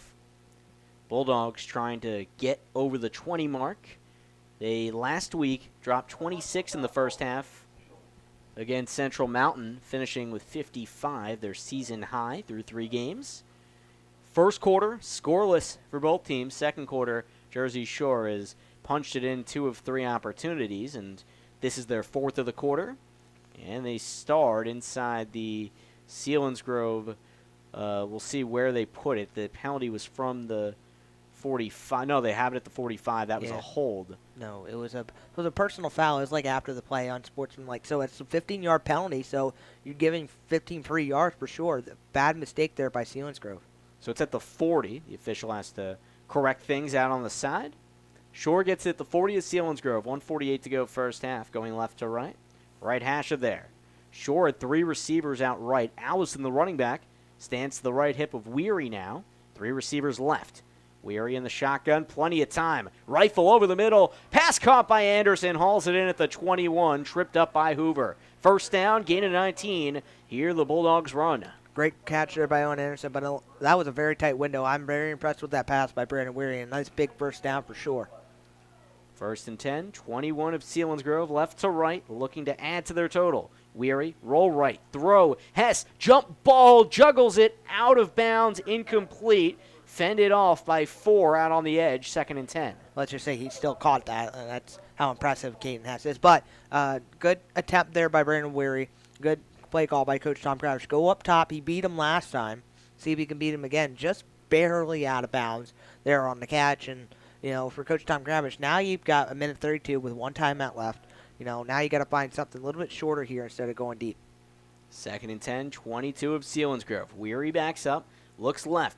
Long toss over the middle. There's Peacock out of the backfield. Jets forward. 15 left sideline. Knocked down at the 8. First down, Jersey Shore. Gain of 14. Clock running at 1:20. Bulldogs back on the ball for first and goal at the Selinsgrove 8. Here they come. Jersey Shore has 2 receivers right. Peacock, who just made the grab, along with Caden Hess. And Weary in the shotgun. First and 10 from the left hash. Dugan to his left. Moves to the right, has room to take off if he wants. Throws over the shoulder for a touchdown. How about Weary across his body, connecting with Caden Hess for 8 yards. 20-0 Jersey Shore. Yeah, great rollout pass there and great patience by Brandon Weary. Just look for him. Caden Hess found the right spot in the right time, and he threw a perfect pass to him and caught the touchdown. Shore gets the point after here. That'll move it to 21-0. 1:13 to go first half. It's Allison, set to boot. Clean snap, hold put down, kick is knocked through. Allison 3 for 3 on point afters, and after a silent first quarter, the Jersey Shore offense has come alive in the second. 1:13 to go in the first half. Selinsgrove gets another try before halftime. Here on the Bear, we're coming right back to Selinsgrove right after this. Mama's home cooking has never tasted so good. Go to Kutz's Kitchen, 318 Wilson Street in Jersey Shore for homemade soups, oil, deli sides, baked goods, and more. Kutz's cheesesteaks will have you hooked. Fudge season is just around the corner, too. All of this at reasonable prices.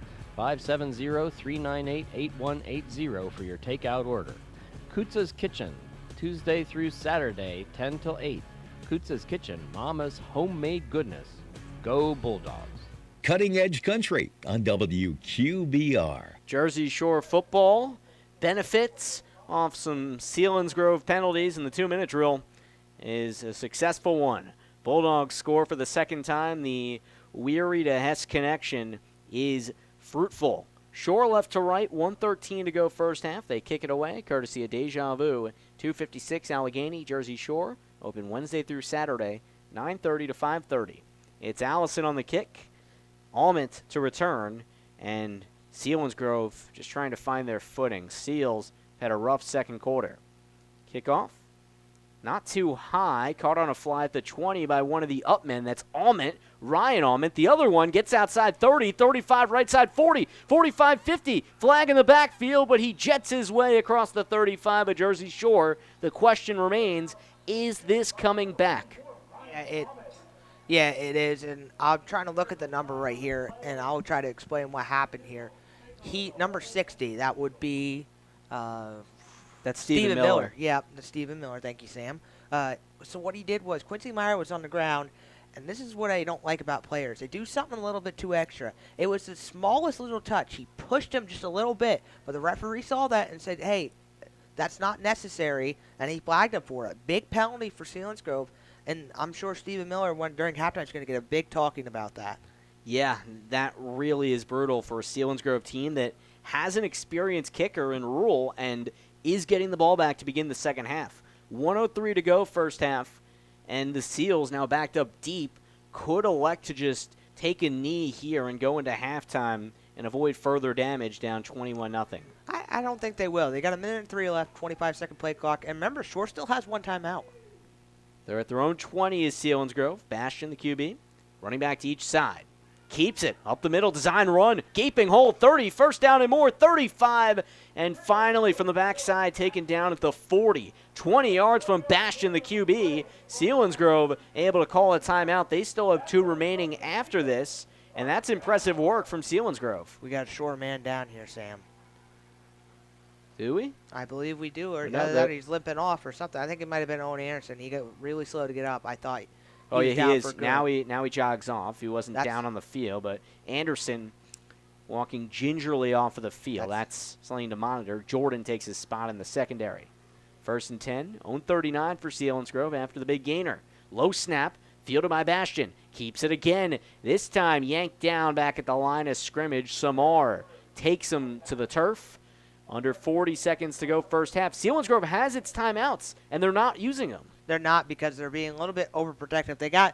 They weren't really expecting Coy Bastion to run that long for that play, but they're just kind of taking it a little bit slower because they're just going to go off here. I think they're just going to snap it one more time, and then we'll go to half. They do need one more snap to get in. Play clock and game clock about a second apart. They do have those timeouts, so they can wait for the play clock to go down before they snap it. Keep an eye on Altman on the outside. It is victory formation right now. No, it's just an eye. Very deep under center. Handoff to Hoover. Tries to cut up past right guard. He cannot. No gain. First half ends. Jersey Shore comes alive in the second quarter. 21-0 lead for the Bulldogs. Looking to move to 4-0. We'll break it down for you on halftime, courtesy of Jason Eberhardt State Farm, located on the High Street Hill in Jersey Shore. Back to Selinsgrove after this, here on the Bear Country Sports Network. 21-0 Jersey Shore over Selinsgrove. Call 570-753-5722. TLC Fuels, a family-owned business since 1998, serving residential, farm, and commercial customers from their Jersey Shore location just off of Route 220 at the Pine Creek exit.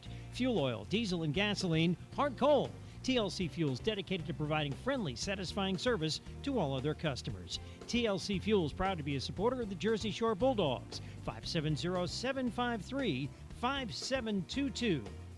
Susquehanna Trailways is proud to support and transport the Jersey Shore Bulldogs. Let them provide transportation services for your next group outing or getaway on one of their pre-planned retail tours. Susquehanna Trailways is following recommended CDC guidelines. Check out their charters as well as their pre-planned tours, sold on a per-seat basis. These options have departures from Avis and the surrounding area. Check out their website for a complete listing of tours and services. That's susquehannabus.com. Let me ask you a question. What do you see when you look at your car? Do you just see taillights? Or your dog's tail wagging when you first brought him home? Do you see 4 tires or 2 tired kids in the back seat after their first day of school?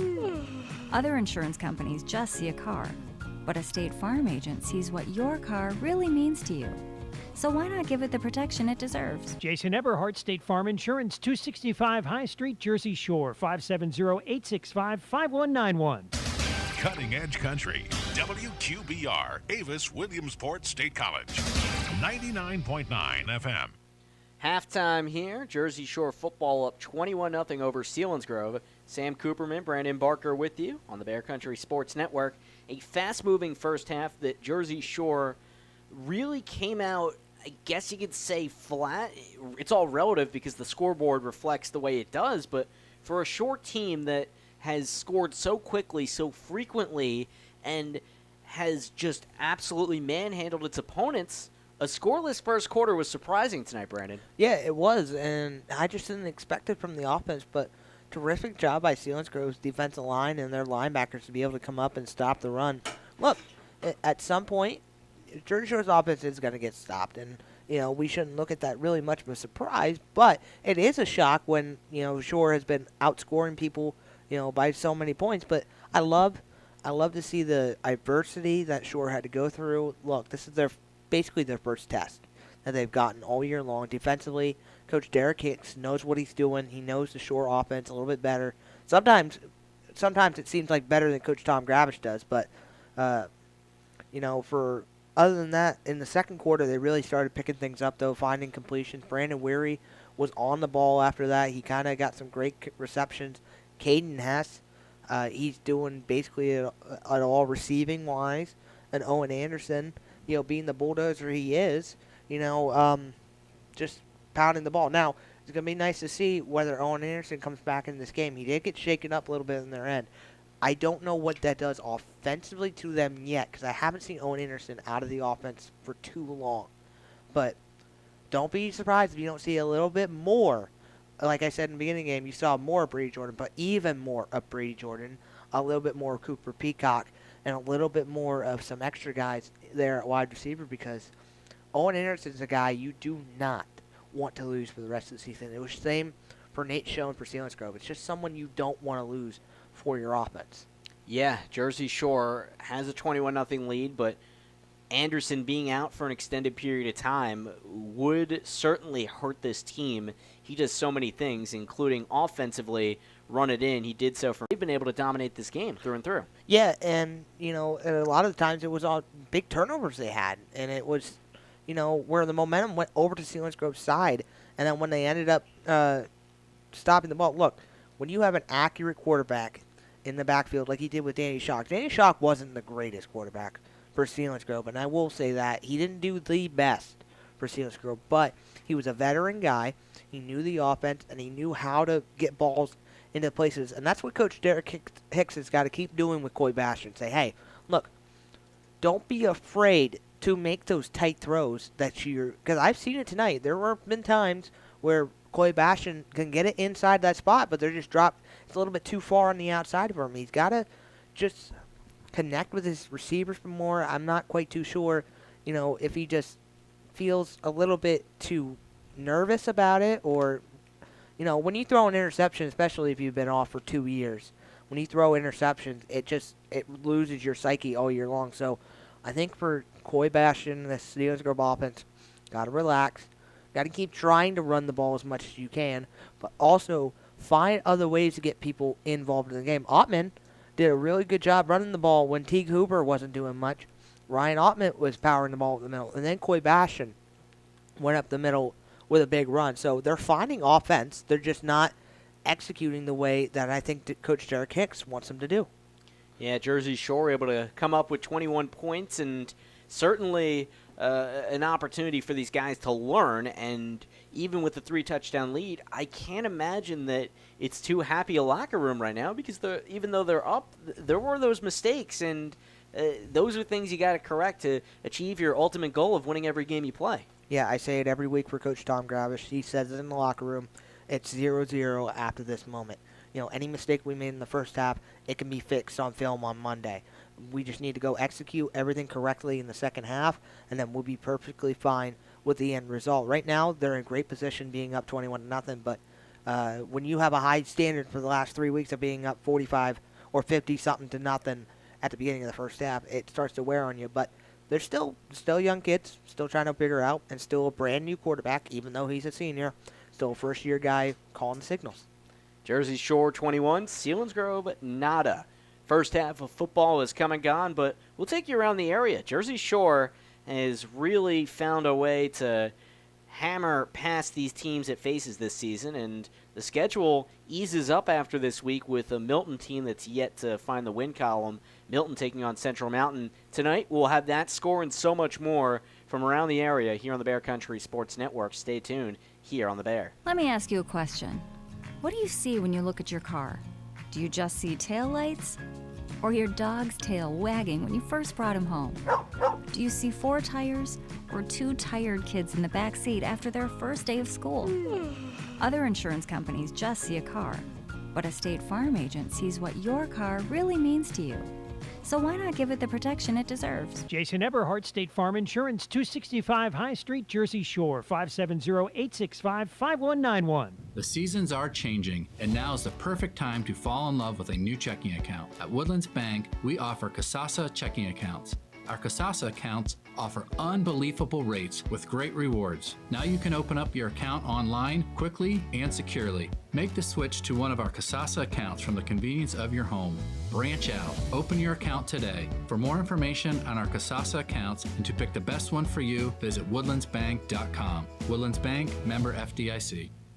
Ace is the place with the helpful hardware, folks. Ace, the only national retailer that carries Benjamin Moore paint. Now Benjamin Moore's premium quality and huge selection of colors will be right in your neighborhood, along with the award-winning service and advice Ace has always provided for your paint projects. Around the block, what you need in stock with people who know their paint. Benjamin Moore paint available exclusively at Avis Building Supply, Route 150, Central Avenue in Avis, across from Dairy Queen.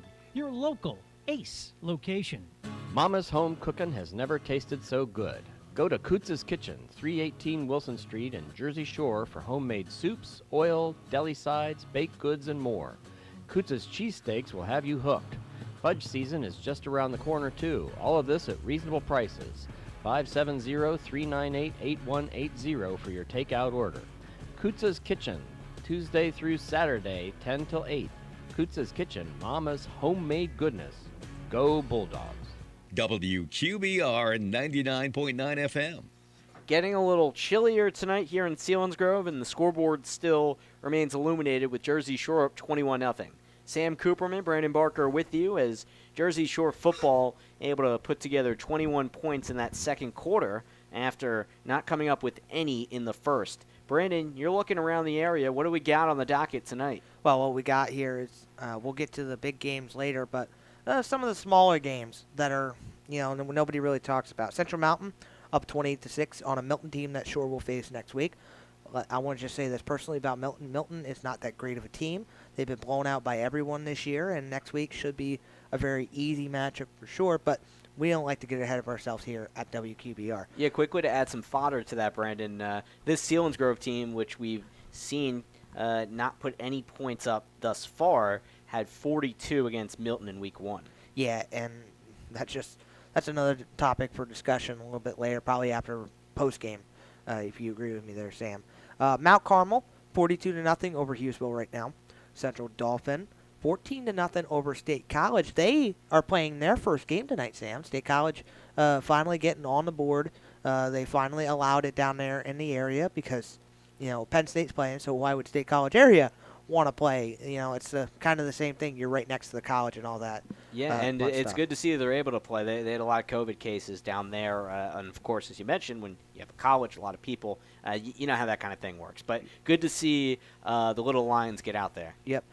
Tyrone, very close one out in Wingate, Pennsylvania, Bald Eagle area. Tyrone up 7-6 on Bald Eagle area in the half. South Williamsport up 13-7 on Northwest area in Shikshini, Pennsylvania. Tried to say that a couple times in a row. I'm just not going to say it. I'll let you say it. I enjoy hearing you say it. Thank you. At halftime, Williamsport area, 23-0 at halftime over Wilkes-Barre area, one of the top teams coming back this year. Newly formed, but they look great on film. Montgomery up 9-7 on Muncie. That is at halftime. Shamokin, Shikellamy. Here's the big matchups of the night.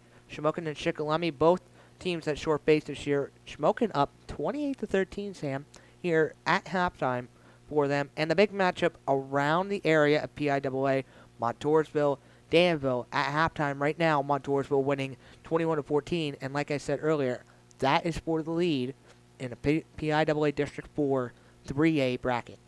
Certainly a game of interest there, and Jersey Shore, if the schedule holds up, does get a meeting at Montoursville to close out the regular season on October 30th. And I want to make a note, the original schedule had Danville on Shore schedule, so this could have potentially been two teams that Shore faced this year. Yeah, Jersey Shore 21, Selinsgrove nothing. Second half is a few minutes away, and we'll come back to Selinsgrove and bring it to you here on our Jason Eberhardt State Farm Halftime Show.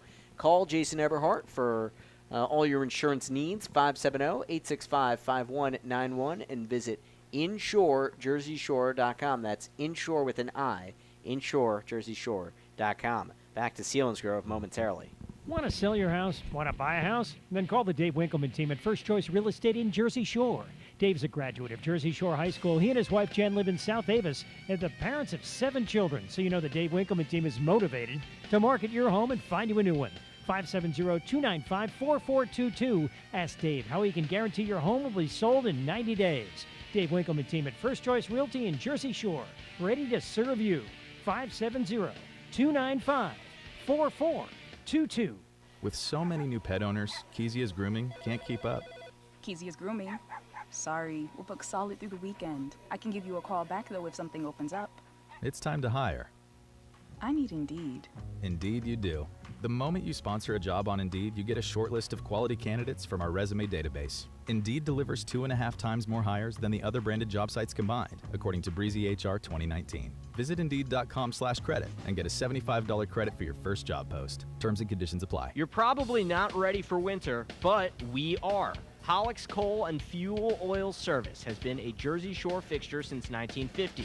Halleck's is known for its fast and reliable service. We provide coal, heating oil, kerosene, mixed kerosene, and off-road diesel. 5 different sizes of coal, all stored under roof for the highest quality. Halleck's Coal and Fuel Oil Service, 248 Locust Street in Jersey Shore, 570-398-1190, and online at halleckscoalandoil.com. Something new at Jiffy Market and Deli in Jersey Shore. Your favorite treats fresh fried. Chicken tenders, onion rings, mozzarella sticks, fish fillets, french fries now available, plus fresh made sandwiches, meat and cheese by the pound, and party trays. Call to order food to take out only, 570-398-3499. Jiffy Market and Deli, everything you need in one place, crossing the post office in downtown Jersey Shore. 570-398-3499 for Jiffy Market in Jersey Shore. The Bear, WQBR.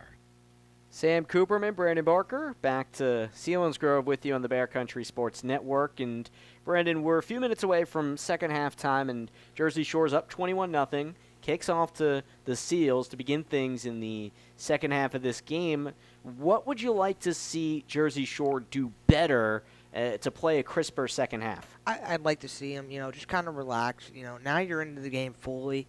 You're there where you need to be offensively. You're starting to roll again. Brandon Weary's starting to hit where he needs to. So basically, I just want him to relax, get back in the game, do what Coach Tom Gravish always says, 0-0 at the beginning of the half. Yeah, and Jersey Shore's already out on the field. They're already stretched and loosened up. We have another 3 minutes on the stretching clock here before the third quarter begins. The Seals take a little longer in Derek Hicks's locker room, and they finally burst out on the field. Jersey Shore defensively has really kept Selinsgrove at bay. Very few yards for the Seals. They've been unable to throw the ball downfield at all, aside from quarterback Coy Bastion using design runs. They haven't come up with anything offensively, and Jersey Shore doesn't seem inclined to stop its defensive prowess anytime soon, Brandon. Yeah, they don't, and it just starts up front with all those big linemen. Ben Webb, Quincy Myers still doing a great job defensive end. He hasn't made a lot of noise as much as I thought he would, but they're doing a great job. Selinsgrove blocking him, but the linebackers, I'm going to keep raving about them. They're making the right plays when they need to. Hayden Packer coming up and making the tackles, and Gabe Packer earlier, the one who tipped the ball up, made a great read, tipped it, and almost got an interception. So the key for the defense right now is to run through your linebackers, make them call the defense, understand where everyone's going, and I would love to see Coach Alex Jackson, run a couple of switches or trick moves on the inside defensive line, kind of rotate them a little bit so where they're getting free open holes and getting a sack. Jersey Shore and Selinsgrove loosened up. We're coming back for the third quarter. Selinsgrove gets the ball after this here on the Bear. Now open, Wasson Auto Parts in the old Woolrich Mill on Schaefer Lane in Jersey Shore. Find quality OEM parts for your late model car or truck in our huge indoor facility. All parts already pulled from the vehicle and laid out on shelves for your convenience. And you'll save up to 75% off of a new part from your car dealer. 570-398-AUTO. See our parts inventory at WassonAutoParts.com. The new way to keep your car or truck on the road, do it yourself. Help from Wasson Auto Parts in Jersey Shore. McMahon Ferguson Associates Insurance Agency is your local Erie insurance agency. They handle much more than just home and auto. They serve your commercial and life insurance needs too. Ask yourself, do you own your own business? Just get married? Recently have a child? Purchase a home? How about liability and workers' comp? McMahon Ferguson Associates has products for all the above.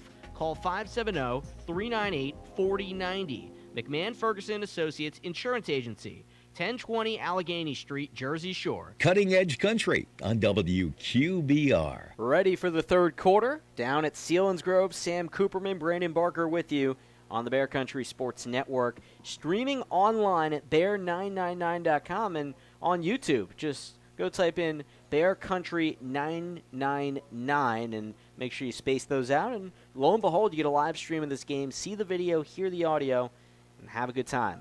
Jersey Shore up 21-0, kicks off left to right to begin the third quarter as the Bulldogs got it on the opening kickoff. This comes courtesy of Deja Vu, 256 Allegheny Street, Jersey Shore. Allison, the kicker. The deep man is Nate Almond, the junior for Selinsgrove.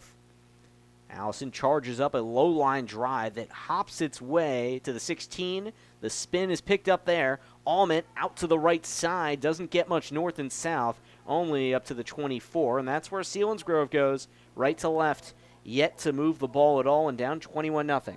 Yeah, a great tackle there by Cooper Peacock on the outside edge to stop him for the run. But for Selinsgrove right now, offensively, they were down 14-0, gave up the touchdown, and then they kind of found their little groove towards the end of the half and just rolled with it and went to the halftime. So let's see what offensively Coy Bastion and them can do. And Owen Anderson is back out at safety for Jersey Shore. He came up gimpy late in the first half. Good to see him out there. 1st and 10 from the shotgun. Design run for Bastion from the 23. He's piled on back at the line of scrimmage. Doesn't get anywhere. The right line of the Shore defensive line, as well as linebacker Hayden Packer, get there. Maybe lose a yard. 2nd and 11 for the Seals. Yeah, and that's a great design there by Coach Coach Alex Jackson. He made the adjustment at halftime, said, hey, they're going to start running this quarterback snake. It's coming through. They're being able to run it. We got to stop it whenever we can. Great read by the linebackers. Like I said in halftime, they got to run through them. 2nd and 11, own 23. Selinsgrove right to left, down 21-0 at home. Shotgun set, low snap. Bastion fields it, runs right. Pressure from Packer, launches a pass that's low and knocked away. Jersey Shore holds up defensively as the corner, Cooper Peacock, makes the stop for 3rd and 11. Yeah, great. I just said something about him on the kickoff team, and he's back on defense, making a big play there. Great coverage by Cooper Peacock. Make sure that he didn't catch that ball at all. And Selinsgrove, big 3rd down, not what you wanted to see coming out of the gate at halftime. 21-0 Jersey Shore, 11:10 to go, third quarter.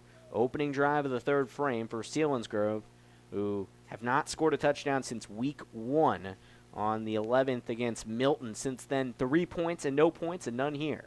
3rd and 11, shotgun, roll. Bastion throws way long of 4, and they were not on the same page. Threw it 5 yards deep with 4 cutting in and Bastion throwing long. 4th down, time to punt for Selinsgrove at its own 23. Yeah, great first series here defensively for sure. Great also to see Owen Anderson back on defense as well, but great defensive line and linebacker stop there by Shore and be able to get a stop here on 3rd down. 3 and out for Selinsgrove. Jersey Shore ball. Punt from Catherman. He's been busy. Knocks it away with his left foot high in the air. Own 44. Anderson makes the snatch but doesn't call a fair catch. And he is thrown down by Heil. Loses a few yards to his own 42. Jersey Shore offense gets the ball. And the Bulldogs try to score for the 4th time tonight, up 21-0. Yeah, first series we're going to see Brandon Weary out here. Let's see how fast they kick at the pace. They've really slowed him down towards the end of that second half. They knew exactly how to push Selinsgrove's buttons, but I want to say also great tackle by Brandon Heil. He was aware of not seeing the fair catch and made a clean tackle on Owen Anderson. Temperatures dip into the low 50s here on this October night, first Friday of October. And Selinsgrove fans bundled up. Came too early. A few fans scattered out. 1st and 10, own 42 from the right hash. Weary, 3-step drop, looks to throw, unloads it into traffic, incomplete. Anderson got a hand on it, but it sails down inside the 20 for nothing. 2nd and 10, Jersey Shore at its own 42. Nice aggressive call to begin right away, but that was not where you want to throw it. That was almost triple covered, and good job for Owen Anderson to get a hand on it, but if it had been a little bit too over his head, he had Hoover there waiting to intercept it. 2nd and 10, 42. Peacock trots to the left. 3 receivers there from the shotgun. Handoff inside. Allison, past midfield. Good first step. And there he goes outside the numbers. 40, 30, cuts out to the sideline, 20, and runs into a pile around the 17. Cam Allison finds room, and he runs for over 40 yards and a 1st down for Jersey Shore. Yeah, and first of all, I want to say I love seeing that. He pushed the referee out of the way just to go get a first down. Great run there by Cameron Allison, and a big gain on this drive. Much needed for Jersey Shore. Pick up 42 yards to the 18 of Selinsgrove. 1st and 10, Weary from the shotgun. Jet sweep right. Hess stops, goes again, tries to stutter step out left. Might have some room, but a diving tackle says, no, I got you. That was Nate Almond, the corner, to knock him down for a loss of a yard or so. It's 2nd and 11, Jersey Shore at the Selinsgrove 18. Great extra effort there by Caden Hess, but Nate Almond said, no, you're not going anywhere, and he stopped him for a big loss. Great stop there by the Selinsgrove defense. Shore offense has to be able to find something other than just jet sweeps. Actually got a yard, positive yardage, up to the 17 for 2nd and 9. Left hash, Weary from the gun, rolls right. Time, can he throw? He does, but he bounces it to the intended target at the 5. Late hit as he got smashed down, but nothing called. Dugan was the man who got level by Hoover, the safety. 3rd and 9 Shore, Selinsgrove 17, up 21-0, 9:55 to go in the 3rd. Yeah, if you're Selinsgrove, you got to be careful with those late hits. That could have been called easily for a penalty and given Shore a first down, but still a big 3rd down here. And remember, like we said, not really close enough to the pay dirt, but has enough to get a first down. 3 receivers split right. Anderson, Peacock, and Hess in that order. Weary takes the snap, off one leg, back right corner. He's got Hess, and he's got a Jersey Shore touchdown. No, that's not Hess. That is Peacock, and that's Cooper Peacock's first career touchdown. The sophomore in the end zone for 17 yards. 27-0 Jersey Shore. I love that design there. Great call to put Anderson and Hess right next to each other. The main focus on those two. And Cooper Peacock was able to run a slant into the end zone and got wide open. And nice speed to go after that ball because Brandon Weary threw that a little bit too far out of his reach. Shore up 4 scores. Allison looks to add the exclamation point on the point after. Snap down, the hold is there, but the kick is not even close. It sails wide left and barely reaches the goalpost. 27-0 Jersey Shore. Bulldogs, first time they get it in the 3rd quarter. After forcing a 3-and-out, go to work and capitalize. Back to Selinsgrove, where the Seals are down 27 points now. After this, on the Bear. Ace is the place with the helpful hardware, folks. Ace, the only national retailer that carries Benjamin Moore paint. Now Benjamin Moore's premium quality and huge selection of colors will be right in your neighborhood, along with the award-winning service and advice Ace has always provided for your paint projects. Around the block, what you need in stock with people who know their paint. Benjamin Moore paint available exclusively at Avis Building Supply, Route 150, Central Avenue in Avis, across from Dairy Queen. Your local Ace location. WQBR 99.9 FM. Jersey Shore football able to get in the end zone with a 17-yard touchdown pass from Brandon Weary, his 3rd of the game, and it goes to the sophomore Cooper Peacock, his first career touchdown reception. Sam Cooperman, Brandon Barker with you on the Bear Country Sports Network. Shore kicks off left to right, courtesy of Deja Vu. Wide variety of antiques and unique items for your home at a price you can afford. Allison is the kicker. Almond, the deep man once again. This feels like deja vu here as Selinsgrove gets set to retrieve a bouncing ball that stops at the 17. Almond picks it up, chugs left, doesn't get anywhere, roped up and thrown down by Anderson, and inside their own 20 is where Selinsgrove starts things at their own 18. Yeah, great tackle there by Owen Anderson. Wait to get the angle on Almond. He had the edge, and Owen Anderson said, you tried to stop me last time, I'll get you this time. And he did just that. Selinsgrove huddles up. Bastion leads the troops once again, trying to find something by way of positive momentum. It hasn't been there tonight, Brandon, at least offensively. Yeah, it hasn't, and they just need to find something a little bit different than what they're doing. They got to be able to trust Coy Bastion to throw the ball down the middle. 1st and 10 from their own 18, shotgun set. 2 receivers out right.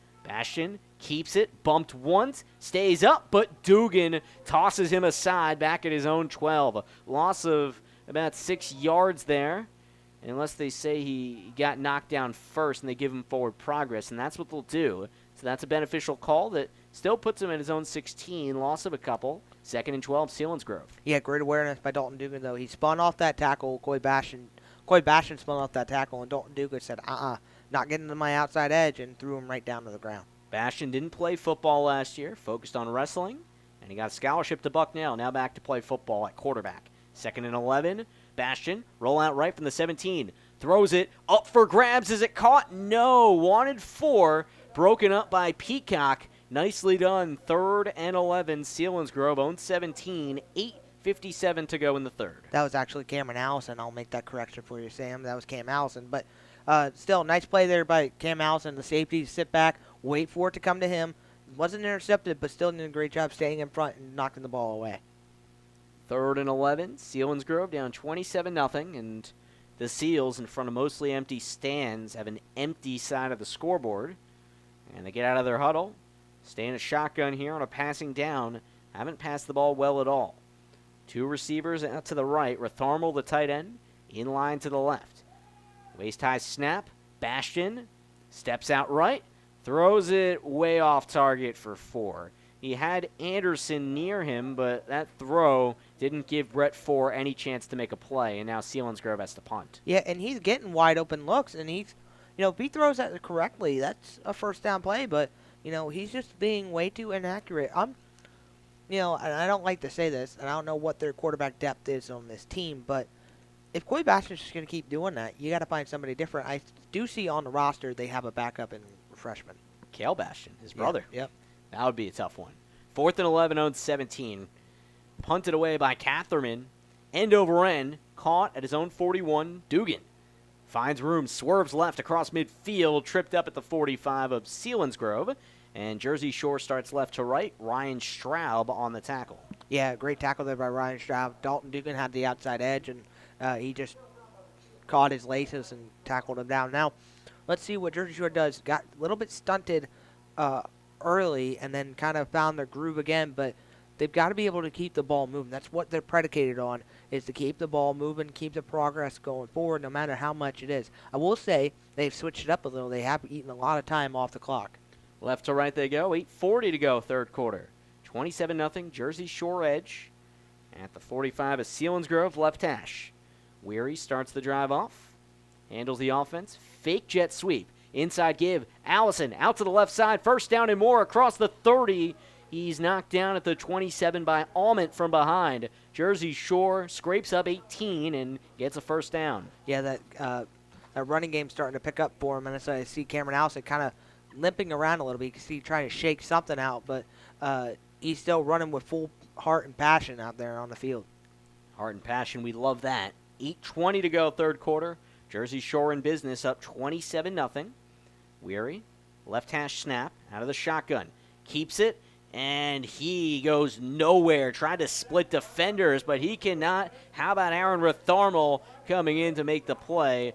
Bulldogs set up for 2nd and long at the 35 of Selinsgrove. Also a miscommunication up front there by the offensive line, and that also got Spencer George up the middle to help him out with that. But credit them both for the tackle, and they finally got Shore back behind their own sticks. Lopsided score, but remember, Jersey Shore was held scoreless in that first quarter. The Selinsgrove defense has done its best to keep the Seals in this game despite their stagnant offense. 2nd and 16 from the 35. Shore looking for more points from the shotgun. Weary takes the snap, throws right side, and a catch along the sideline is made for a first down. Jersey Shore has Peacock there again, and the sophomore catches it at the 20, a haul of 15 yards. See, that's what happens on offenses when you start focusing on the 2 big receivers, Anderson and Caden Hess. You find these smaller guys like Cooper Peacock and sometimes maybe even Brady Jordan. Shore quickly moving. 3rd and 1 from there. Picked up nearly enough. Jet sweep left. Jordan doesn't get there. Stutter step went right into the arms of the waiting Jack Hahn. Lose a yard, and 4th down. Jersey Shore goes for it. But what play do the Bulldogs run? Up 4 scores. 7:15 to go, third quarter. Well, you got enough room here, and you just run a little curl route here with Caden Hess. You get enough separation with them. Officially 4th and 5. 25 is Selinsgrove. 1 in the backfield. Weary throws, sideline, first down. It's Hess once more, dances up to the 10. Caden Hess for 14 yards. The Bulldogs on the move. Yeah, great call. I knew that was going forward. That's the easy little flip pass that Brandon Weary and Caden Hess, they work on that every day at practice just to keep that going. Nice play there to get a first down. First and 10, it's at the 12, so that's a 12-yard gain. Bulldogs want more points. Out to the left side is Jordan. 4-receiver look. Handoff. It's Allison. Dances left. Cuts up right. And is blasted at the 4. Cam Allison for 8 yards. Head over heels. And 2nd and 2 from there for Jersey Shore. Bulldogs nearing the end zone. He's limping around there, and he's trying to shake up the cobwebs on his legs. But, man, he's just powering his way up the middle. Anderson is off the field for Jersey Shore. As we go with the power eye look. Packer, the fullback. Allison, the tailback. Has the receiver out to the left. 2nd and 2 from the 4. Packer gets the handoff and barely touches anybody on a direct course to the end zone. Touchdown Bulldogs, 34-0 Shore. Yeah, they don't use Hayden Packer that often, but when they use him up close to that goal line, and he just powers his way up the middle. Beg my pardon, that was 33-0 Jersey Shore, as the extra point here will set it at 34. Hayden Packer in for 4 yards, and point after here will put Jersey Shore up 34-0. Not running clock as it's not at 35. Good snap. Hold is there. The kick misfires wide left. 33-0 is what we're stuck on. 6:14 to go third quarter. But the Bulldogs in business, pounding the Seals. Back to Selinsgrove after this, here on the Bear Country Sports Network. All things Jersey Shore. Susquehanna Trailways has part-time and full-time opportunities available for motor coach and school bus drivers. Are you recently retired? Don't want to be home all the time and enjoy travel? Become part of the Susquehanna Trailways team. Contact Susquehanna Trailways by calling 570-753-5125 or email charters@susquehannabus.com. They will train for free and offer performance bonuses too. Call Susquehanna Trailways at 570-753-5125. The Bear, WQBR. Sam Cooperman, Brandon Barker with you on the Bear Country Sports Network. The scoring party continues for Jersey Shore, and it's sophomore fullback Hayden Packer to punch it in and find pay dirt for the 3rd time this year. 33-0 Jersey Shore, and Selinsgrove will try to do this song and dance again. They go right to left after this kickoff courtesy of, who else? Deja Vu, 256 Allegheny in Jersey Shore, and the Seals and the home Blues feeling the blues tonight. No points, and they've wilted after a strong first quarter, allowing no points. Kickoff bounces at the 25, right side. Hoover tries to make a run-up and gets to the 35 near the sideline. That's where he's tackled down by Jordan, and rather no, that's Packer, and that's where Jersey Shore defends. Right to left, Selinsgrove's time to try to do something. Yeah, and this is the first time we're going to see it. This is the second best starting position here for Selinsgrove off of a kickoff at least. So we'll see what they have to offer offensively. Look, they had some nice play designs, and they got Coy Bastion out free to throw it, but he's overthrowing him too much. He's got to be able to just set his feet for a tiny second and get the ball across his body to an open receiver, because you can't keep running the ball and then eventually throw it, but never get a completion out of it. Selinsgrove breaks huddle. 6:08 to go in the third, down 33-0. Jordan in at Anderson's safety spot for Jersey Shore. 1st and 10 at the 35. Single back set. It's a handoff, and it's Heil, and he's spun down. Nothing doing. Dalton Dugan off the right edge, able to trip him up and send him back a couple of yards. 2nd and long for Selinsgrove, right to left. Yeah, a nice big play. Nice awareness there by Dalton Dugan, not to let Heil be behind. Let Heil break that tackle, because Heil would have been gone to the outside edge, would at least gotten more yards than what he did, but great tackle there by Dalton Dugan. Clock moving, 5:40 to go third quarter in a game that is completely tilted one way. 2nd and 12, own 33. Selinsgrove in the gun. Bastion, quick throw, right side to the sideline, completion across the 41, and that looks to be Isaac Botts, a sophomore receiver, and he makes the catch and run for about 7 yards. Nicely done. 3rd and manageable here for Selinsgrove, right to left. I want to give her congratulations for Selinsgrove. I think that's their first completion all night, so they're finally starting to find the little short routes, just like what Shore does. That's all they do for Brandon Weary, is just do short routes. So for Selinsgrove, that's what they need to keep doing. Find more ways to get balls to other players. 5 to go in the third quarter. Shotgun on 3rd and 5. Bastion takes the snap, chased, runs out right, has to let it go across his body, just heaves it away, incomplete. He was chased by 3 guys, and Selinsgrove 4th down, will punt from their own 40, and it's sad to say that that's their most efficient offensive drive of the game, and I think that speaks to the way the game has gone. Yeah, it has, but that's also progression. Last couple weeks we've seen they just run the same things, and they don't go for anything quite too different. Selinsgrove, we've seen tonight, they've done different stuff. They're just not executing on them. Really injury-plagued team, talent-plagued team, punt away from Catherman, high in the air to the Shore 29. Fair catch and snatch is made by Anderson. Jersey Shore left to right. Selinsgrove, a team that lost a lot from last year. Their quarterback transferring was a crushing blow, and then their most feared player on both sides of the ball, you could say, in Nate Schoen, gets hurt 1.5 quarters into this abbreviated season. They've really suffered a lot as far as their football team during this pandemic. But Jersey Shore goes left to right. From their own 29, up 33-0. 4:41 to go third quarter. Starting QB Weary still out there. 4 receivers set from the shotgun. Allison to his right hip in the backfield. 1st and 10, rolls right, throws right quickly. Crossing pattern there is Hess at the 44. 1st down and 15 yards for the Bulldogs. Great awareness there great ball position there by Brandon Weary. Put it in the inside pocket of Caden Hess and let him make the little easy catch right in the little zone there on the play. New set of sticks. 1st and 10, right hash, own 44. Up 5 touchdowns. Peacock in motion, gets it on the jet sweep, cutting left side. Up at the hash mark across midfield, the sophomore lunges to the 49 of Selinsgrove for 7 yards. 2nd and about 3, Jersey Shore marches on left to right. Yeah, and I love seeing these extra players going and doing stuff while Owen Anderson's hurt. Look, they haven't targeted him much this second half, and we've seen other players get the ball. 2nd and 4, just past midfield. Weary kicks his left leg, and from the left side here is Anderson in the game, stop and go, and he spins up to the 47, 3 yards, 3rd and 1, Jersey Shore left to right. His tackle, Preston Wool, helps him up after the hit. Yeah, first of all, great to see Preston Wool out here. 4th game of the year, still going on strong. Great to see him out here on the starting offense. But one thing that Shore does really well is they get short, choppy yards on 3rd down. 3rd and 1, 47 of Selinsgrove, I formation.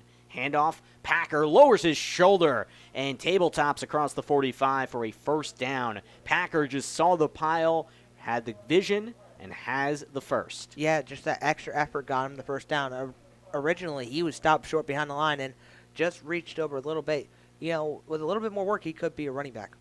3:30 to go, 3rd quarter, 33-0 Jersey Shore. 1st and 10, 45 of Selinsgrove from the eye. Pitch left from Weary, goes to Allison, has room, out past the 40, outside the numbers, spun down at the 37, that's 8 yards. Cam Allison working on his night moves, and it's 2nd and about 2 here for Jersey Shore. As you're starting to see here, Jersey Shore finally wearing out the Selinsgrove defense, and they're being able to run whatever they want.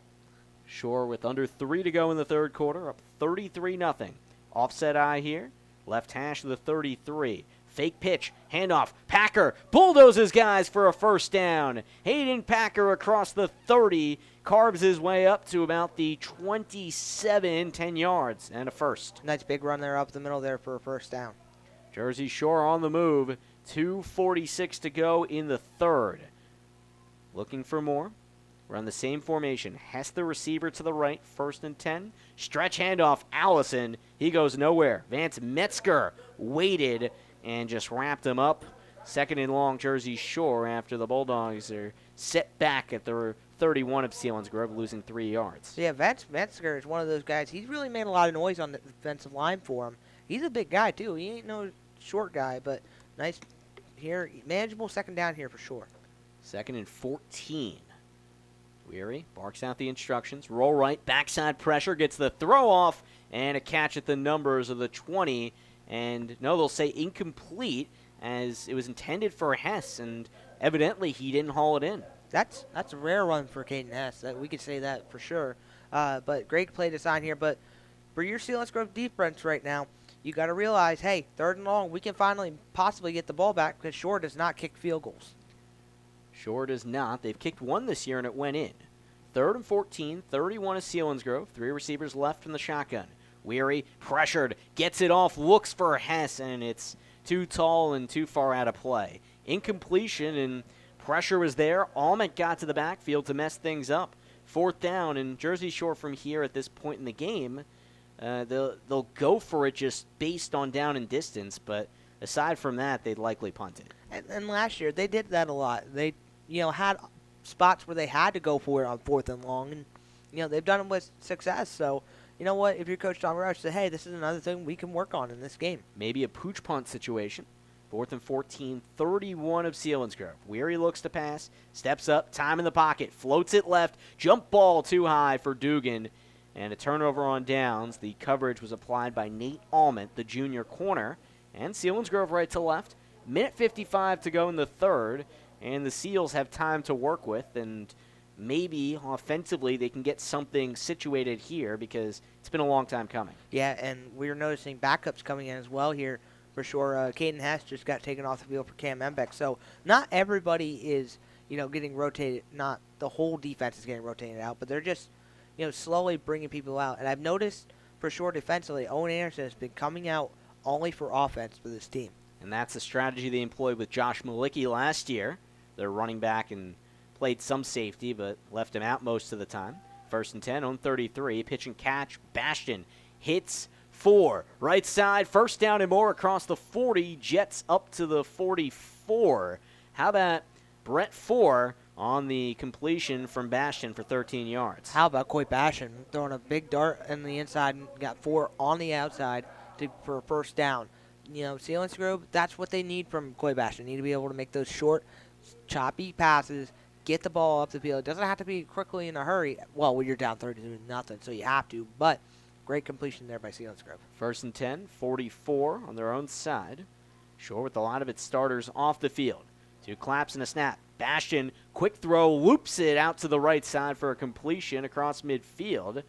And the target catches it to the 49. That's Brandon Heil getting some snaps at receiver. And Heil picks up 7 for 2nd and 3. And Shore's going to, Selinsgrove's going to do that every time. They probably saw on film that, hey, only teams are trying to only go deep on short. Nobody's really attempted to go short. So Coach Jared Hicks is saying, hey, let's just throw short stuff, get the field position. 2nd and 3. Kissinger, the wide side receiver, out left from the shotgun. Bastion faces pressure, low throw, incomplete, and he just had to get that one away before the defense came crashing on him. 3rd and 3, and Selinsgrove at the Shore 49 looks to pick up a 1st down here, down 33-0. Yeah, these are the situations of your Selinsgrove you wanted all game long. You couldn't get them, but now you have one here. See if you can convert on it. I wouldn't be shocked if you don't see Coy Bastion run up the middle here or do a QB run. But in that little play last time, great job by the Shore defense to get their hands up and get in Coy Bastion's face. Jersey Shore starting corner, Hess. Safety Anderson off the field. 3rd and 3. Quick pitch and catch for a 1st down from the gun. Bastion hits 4 through the seam, and Brett 4 sits down at the 41 for a gain of 8 and a new set of chains. I love this from Coach Tom Gravish. He loves to he's giving these young guys opportunities to learn. He's not saying, okay, Selinsgrove's finally driving the ball on the field. They might go score. I don't want them to score, so I'll put Caden Hess and Owen Anderson back out. No, he's letting these young guys go out and figure it out for themselves how to stop them defensively. Late in the 3rd quarter, 1:15 and counting for Selinsgrove to go right to left. 1st and 10, Shore 41. Bastion, the senior, with 2 backs with him. Chased out right, delivers off balance, a dart that's caught at the 30 for a 1st down, and that's Brett 4 yet again. He's been busy on this drive, his 3rd catch of the drive, and that's 11 yards and a new set of chains again. Yeah, first of all, let's say Selinsgrove might give the most yards against Shore's defense through 4 games. But, they're making great completions here. Brett 4 is doing a lot of the work offensively at receiver. But let's see if anybody else here can get some receptions. I know he has not targeted much of Nate Altman yet. Nick Rice on for the first time in the left side slot. 33-0, Jersey Shore leads Selinsgrove at the Shore 30. 1st and 10, hip-high snap. Caught, no, and he keeps it. Bastion just marches through defenders up the middle, up to the 21 for 9 yards. Coy Bastion faked the outside pitch, but kept it himself and sets up 2nd and short. Selinsgrove moving quickly against the 2nd team defense. And I like seeing this from Selinsgrove, they're finding stuff offensively that they can use to their advantage. They know Coy Bastion can't throw it that well, but he can run the ball very well, and he can set things up for their offense. And should give credit to Selinsgrove here. Most of the Jersey Shore starters are still out there, just a couple adjustments. So give them more credit than I did. 2nd and 2, 22 at Jersey Shore. Bastion from the shotgun, pumps once, throws right side. That's a bullet, and it's caught on the sideline, still short of the sticks. And it was Nate Almond makes his first reception of the night. 3rd and 1 for Selinsgrove. 2 seconds left here in the third quarter. Let's see if Selinsgrove goes gutsy and says, hey, let's go for the end zone, go get 7 before the fourth quarter. Well, they have 3rd and 1 here. I think right now they just want to pick up a first down and go into the fourth with some positive momentum. We'll see what Coach Derek Hicks has up its sleeve. 8-game season, a lot has changed here at Selinsgrove, a team that's perennially in the district title conversation. 3rd and 1, just a keeper. Bastion up the middle has a first based on forward progress, and there is the jolt of energy the Selinsgrove team needed heading into the fourth quarter, down 33-0. Back to Selinsgrove right after this on the Bear Country Sports Network. Brandon has some scores, and Selinsgrove will try to get on the scoreboard, down 33-0. Looks like it'll be a harsh winter. Why else would CVS have snow shovels and ice melt for sale already? Time to visit Terry's Colon Wood Stoves in Jersey Shore. Serving Bear Country for the last 41 years, new owner Kyle's bringing his education and many years of expertise to provide you with honest solutions and quality service. Terry's, the place to go for American-made stoves. Visit Terry's Colon Wood Stoves, Bastrop Street in Jersey Shore. 570-398-2199. Find them online. terryscolonwoodstoves.com. WQBR 99.9 FM. Sam Cooperman, Brandon Barker with you. Fourth quarter about to start in Selinsgrove, and Jersey Shore holds a 33-0 lead over the home team, but Selinsgrove approaching the end zone at the 19 of Jersey Shore, going left to right as the sides of the field change. Brandon, what can Selinsgrove do here to find its way into the end zone? Well, like I keep saying, throw it short, choppy stuff. Don't try to get it all in one time, because when you do that, Shore ends up swarming you to the ball on defensively up to the quarterback. So they have to be able to hold on to the ball, 1, and 2, find offense the short way. 1st and 10, 19 of Jersey Shore. Shotgun snap. Bastion keeps it on the design run, tugged down by Springman after 3 yards, and that'll get him to the 16 for 2nd and 7 here, but Selinsgrove inches a little closer. Yeah, and they're just doing what they know so far has been working. They've been running it with Coy Bastion, running actually the read option, which is sort of new for Selinsgrove. They don't really run that often. Danny Schock and the quarterback before him were both pocket passers. Yeah, different quarterback in Bastion. Have to design the offense to your personnel. 2nd and 7 from there. Bastion slings it right side. Incomplete. Might have been tipped at the line as the ball came out kind of funky, looking for Kissinger. 3rd and 7 for Selinsgrove inside the red zone, looking for their first points of the night, down 33-0 at the onset of the fourth quarter. Yeah, nice design there by Coach Derek Hicks getting the outside route, but great coverage on the outside. I believe, if I can't see the number on the outside there, Sam, I don't know if you can either, but great coverage by the corner over there for sure. If you're Selinsgrove here, you're trying to get the first down, but if you don't get it, you know you've got a reliable kicker in Rule. And that is Cooper Peacock. That was the corner on that side. 3rd and 7, 17 of Jersey Shore. Bastion immediately chased, runs for his life, and floats it away incomplete. How about Lee Springman coming off the line with the purpose? Nothing there, and 4th down. Selinsgrove could elect to go for the field goal here, as they've gone nearly 2 games without a point, and the offense is huddled up at the sideline. At this point, you're late in the third quarter. Early in the fourth quarter, I don't know if you really go for that. I think you're trying to, keep your offense pumped up and, try something new, and looks like they're possibly going to go for it. And that's what they're set to do. Bastion, the quarterback, breaks huddle. 11-17 to go, 33-0 hole here at home in front of a sparsely packed stadium. 4th and 7 from the 17. Bastion senses pressure. Can he get it off? No! Sacked by Myers, but 2 flags come in after that looks to be in the area of a horse collar, which would give Selinsgrove a lifeline the Seals so desperately need. Yeah, that's a face mask. If you're Quincy Myers, you got to know better not to go up that high on a quarterback, especially when you know you can tackle Coy Bastion. He's not that big of a guy. So for Selinsgrove, great break here to get a first down here on 4th down. But if you're sure defensively, that's not something you want to do. And I'm pretty sure Coach Alex Jackson is going to have a big talk with him about it on the sidelines. Spot the ball at about the Jersey Shore 13. Selinsgrove goes for it, and the gamble pays off at this point. Not that much of a gamble, but now they have a 1st and 10 from there. Or no, it's 4th down. They have it at. It must have been farther back than we thought, Sam. So that's where they have it at. Well, I guess if it's from the spot, I won't try to play referee here. It's 4th and 3 from the 12. They have a shotgun here, and they obviously go for it now. 2 receivers out left. Waist-high snap. Bastion unloads left side. First down for Allman, but then he cuts backwards. I don't know why he did that. And he's short of the line to gain. Allman won't get it. Why did he go backwards, Brandon? He had a first down out to the left side. Your question is as good as mine. I don't know why you do that, because you know what? Maybe I can explain a little bit. And it's something with the younger generation. Oh, man. When you're running, I don't know what it is about shifting. Sometimes it works and sometimes it doesn't. And that time, Nate Ottman just proved it doesn't work sometimes. And you got to, as a runner, you got to learn you have to go north and south, not east and west. That's a brutal break for Selinsgrove, and they turn it over on downs. 0-15 for Jersey Shore, 10:44 to go, 33-0 lead, and the Bulldogs call a timeout to chat. Brandon, in the meantime, let's go around the area. What kind of scores do we have here? What's going on with this younger generation right now? Well, this younger generation, first of all, Shamokin being up 28-13 at half, they've opened up the lead by far. They're up 41-13 on Shikellamy right now. Shikellamy just not moving the ball like they should. They are getting blown out. Central Mountain 42-6 over the next week's opponent, Milton, in Central Mountain. So that'd be a great win for Central Mountain after getting blown out last week by Shore.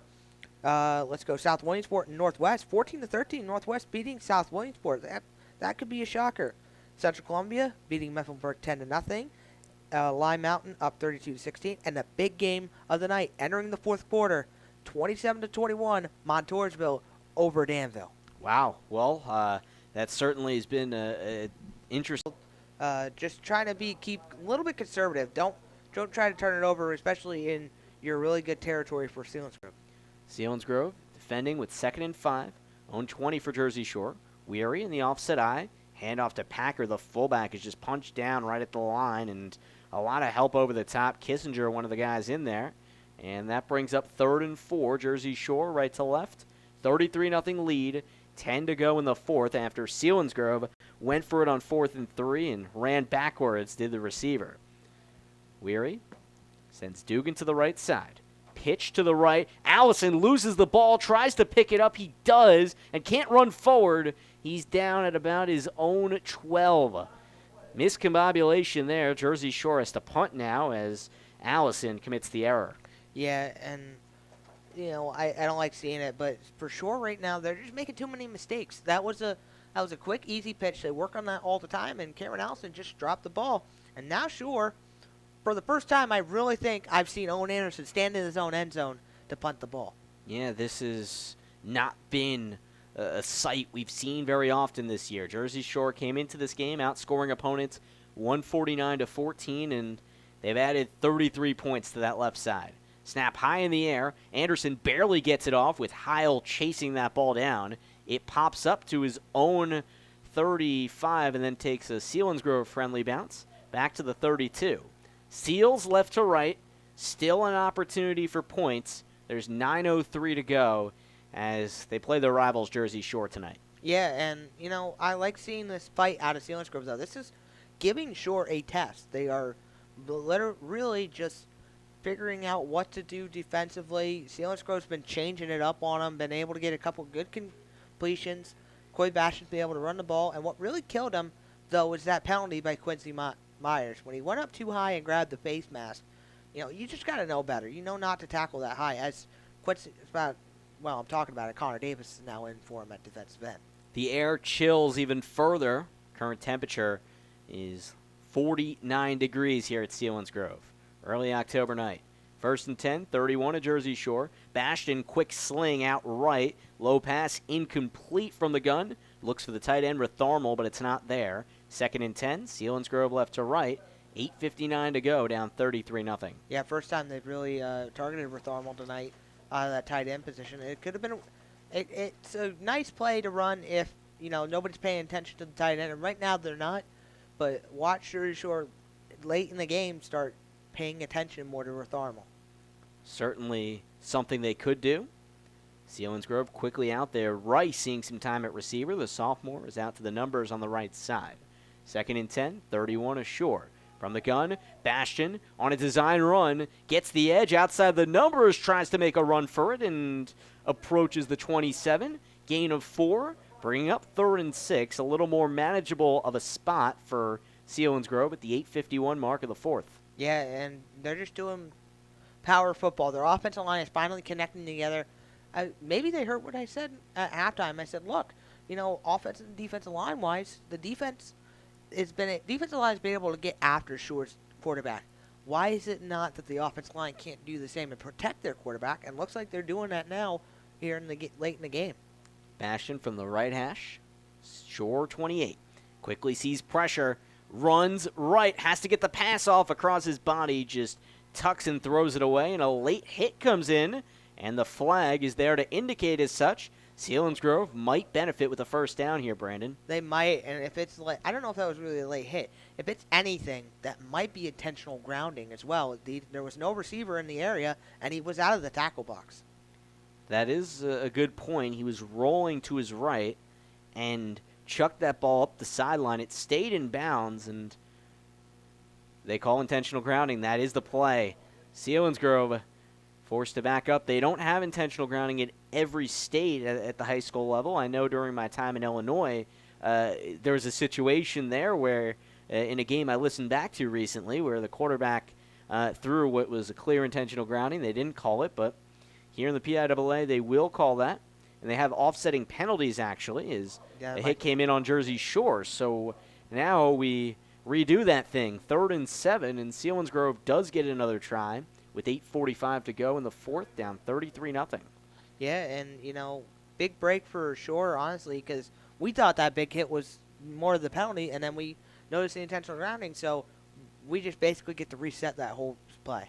Kissinger out right is the receiver, Rice to the left, Almond the fullback, lines up to catch a pass. Lob left, not near Rice, but it hits Embick in the end zone for an interception.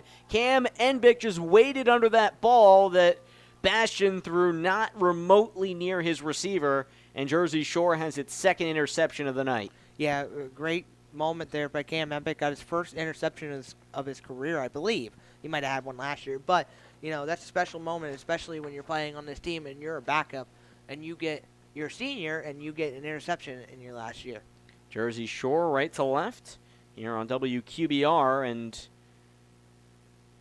should have it at the 20. There's a long huddle in the end zone around a pack of Bulldogs, but I guess are they marking that right down at the 1? It looks like they are. They might, but I'm confused. He intercepted in the end zone and fell down to the ground. I don't think that's right. I don't see how it could be, but I'm not one to question. It's 1st and 10, Jersey Shore at its own 1, putting them in a precarious spot. Weary under center. Try to get the defense to jump, and he does. Hard count works, and a little bit of breathing room for Jersey Shore after the starting position was less than ideal. Yeah, and, that's a big break for, actually big mistake for Selinsgrove. They had him where they wanted to. But you also have to be careful here if you're Shore. If that would have been a false start, that would have been a safety. 1st and 10, a little more room up to the 6. Handoff up the middle. It's Packer, the fullback, backs his way to the 10. Another about 4 yards there. It was actually 1st and 5 from there as you gain 5 yards and you keep it on the same down.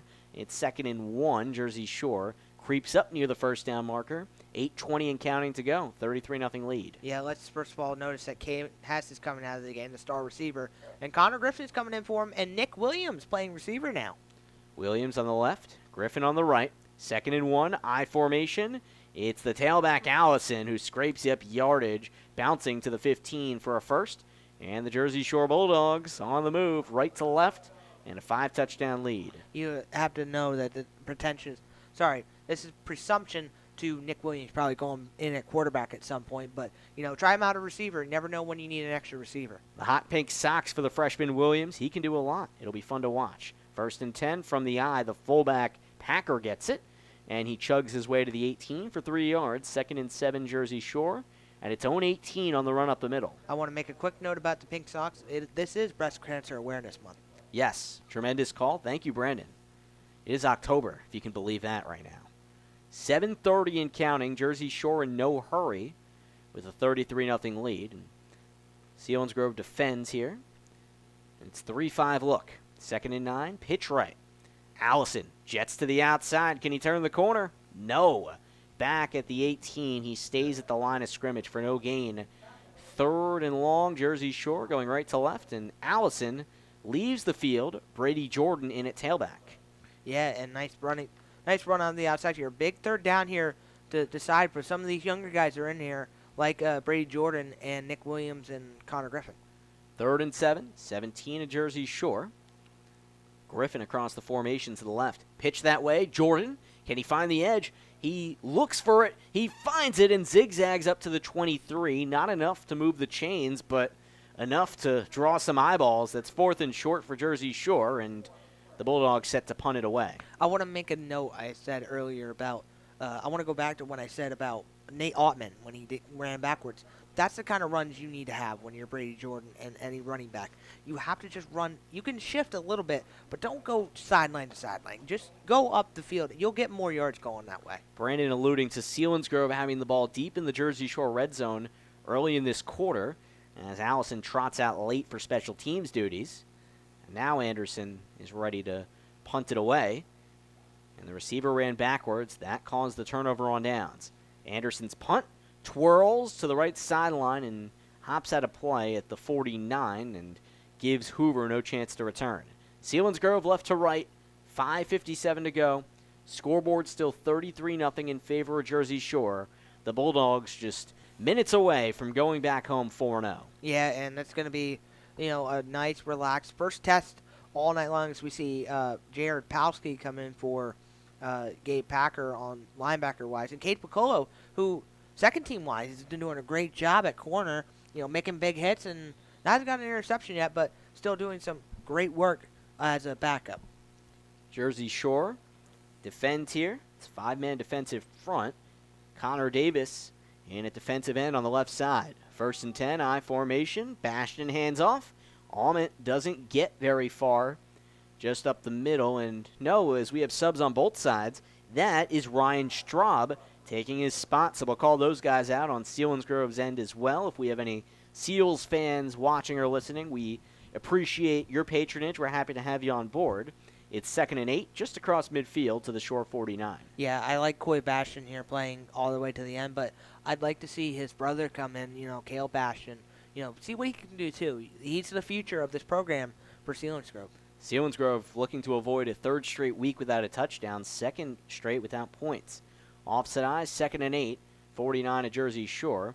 Hand off to the deep back, and it's Jack Hahn going nowhere, maybe a half a yard of progress. For 3rd and 7, they give him up to the 48 as Selinsgrove offense doesn't go anywhere. Yeah, I want to make a note of this. Dalton Dugan comes out at defensive end. We're also going to see number 10, Jonathan Smith come in, and I want to say it for the first time, maybe the second time this race. Derek Stetz comes in the game, number 72. We haven't been able to call his name the first 2 weeks, and we finally got confirmation after Shikalemi, who he was. So he's in the game now. He had that big sack or interception in the game. Yeah, we didn't know what the number was because it wasn't on the roster, but we saw him make a play down at Shikalemi. 2nd and 7, 48 at Jersey Shore. Bastion slings it out left and wide of Kissinger. He was in his spot, but the throw sailed back a few yards. It's 4th down now, and Selinsgrove, with 4:24 to go, gives it away to Jersey Shore, and the Bulldogs can try to just hold the ball for the remainder of the game if the running game is able to succeed. Yeah, and, they're not going to – we both know they're not going to do it. They're just going to keep running plays. We'll see Nick Williams in the game, the backup quarterback. But if I would thought I would expect Selinsgrove to maybe try to go for it. You don't have anything to lose after this point. Well, evidently they're about to punt. That's Catherman off to the right side and overkicks it as Embick can't get to it. It bounces out of play at the 14, so that was a nicely done angle punt from Cole Catherman. And Jersey Shore goes right to left, and it looks like that's Nick Williams' music as the freshman comes out there to quarterback the offense. The final 4-17, Jersey Shore looking to walk away with a 33-0 victory unless they add more points to it here. And Brandon, I'll let you call out some more subs. I see a bunch of them. Yeah, well, Jared Palski, we saw him come in linebacker. He's coming in on offensive line. So is Big Owen Bloom, 6'4", big tackle. He's going to be a huge star coming into this team. And also Connor Griffin as well.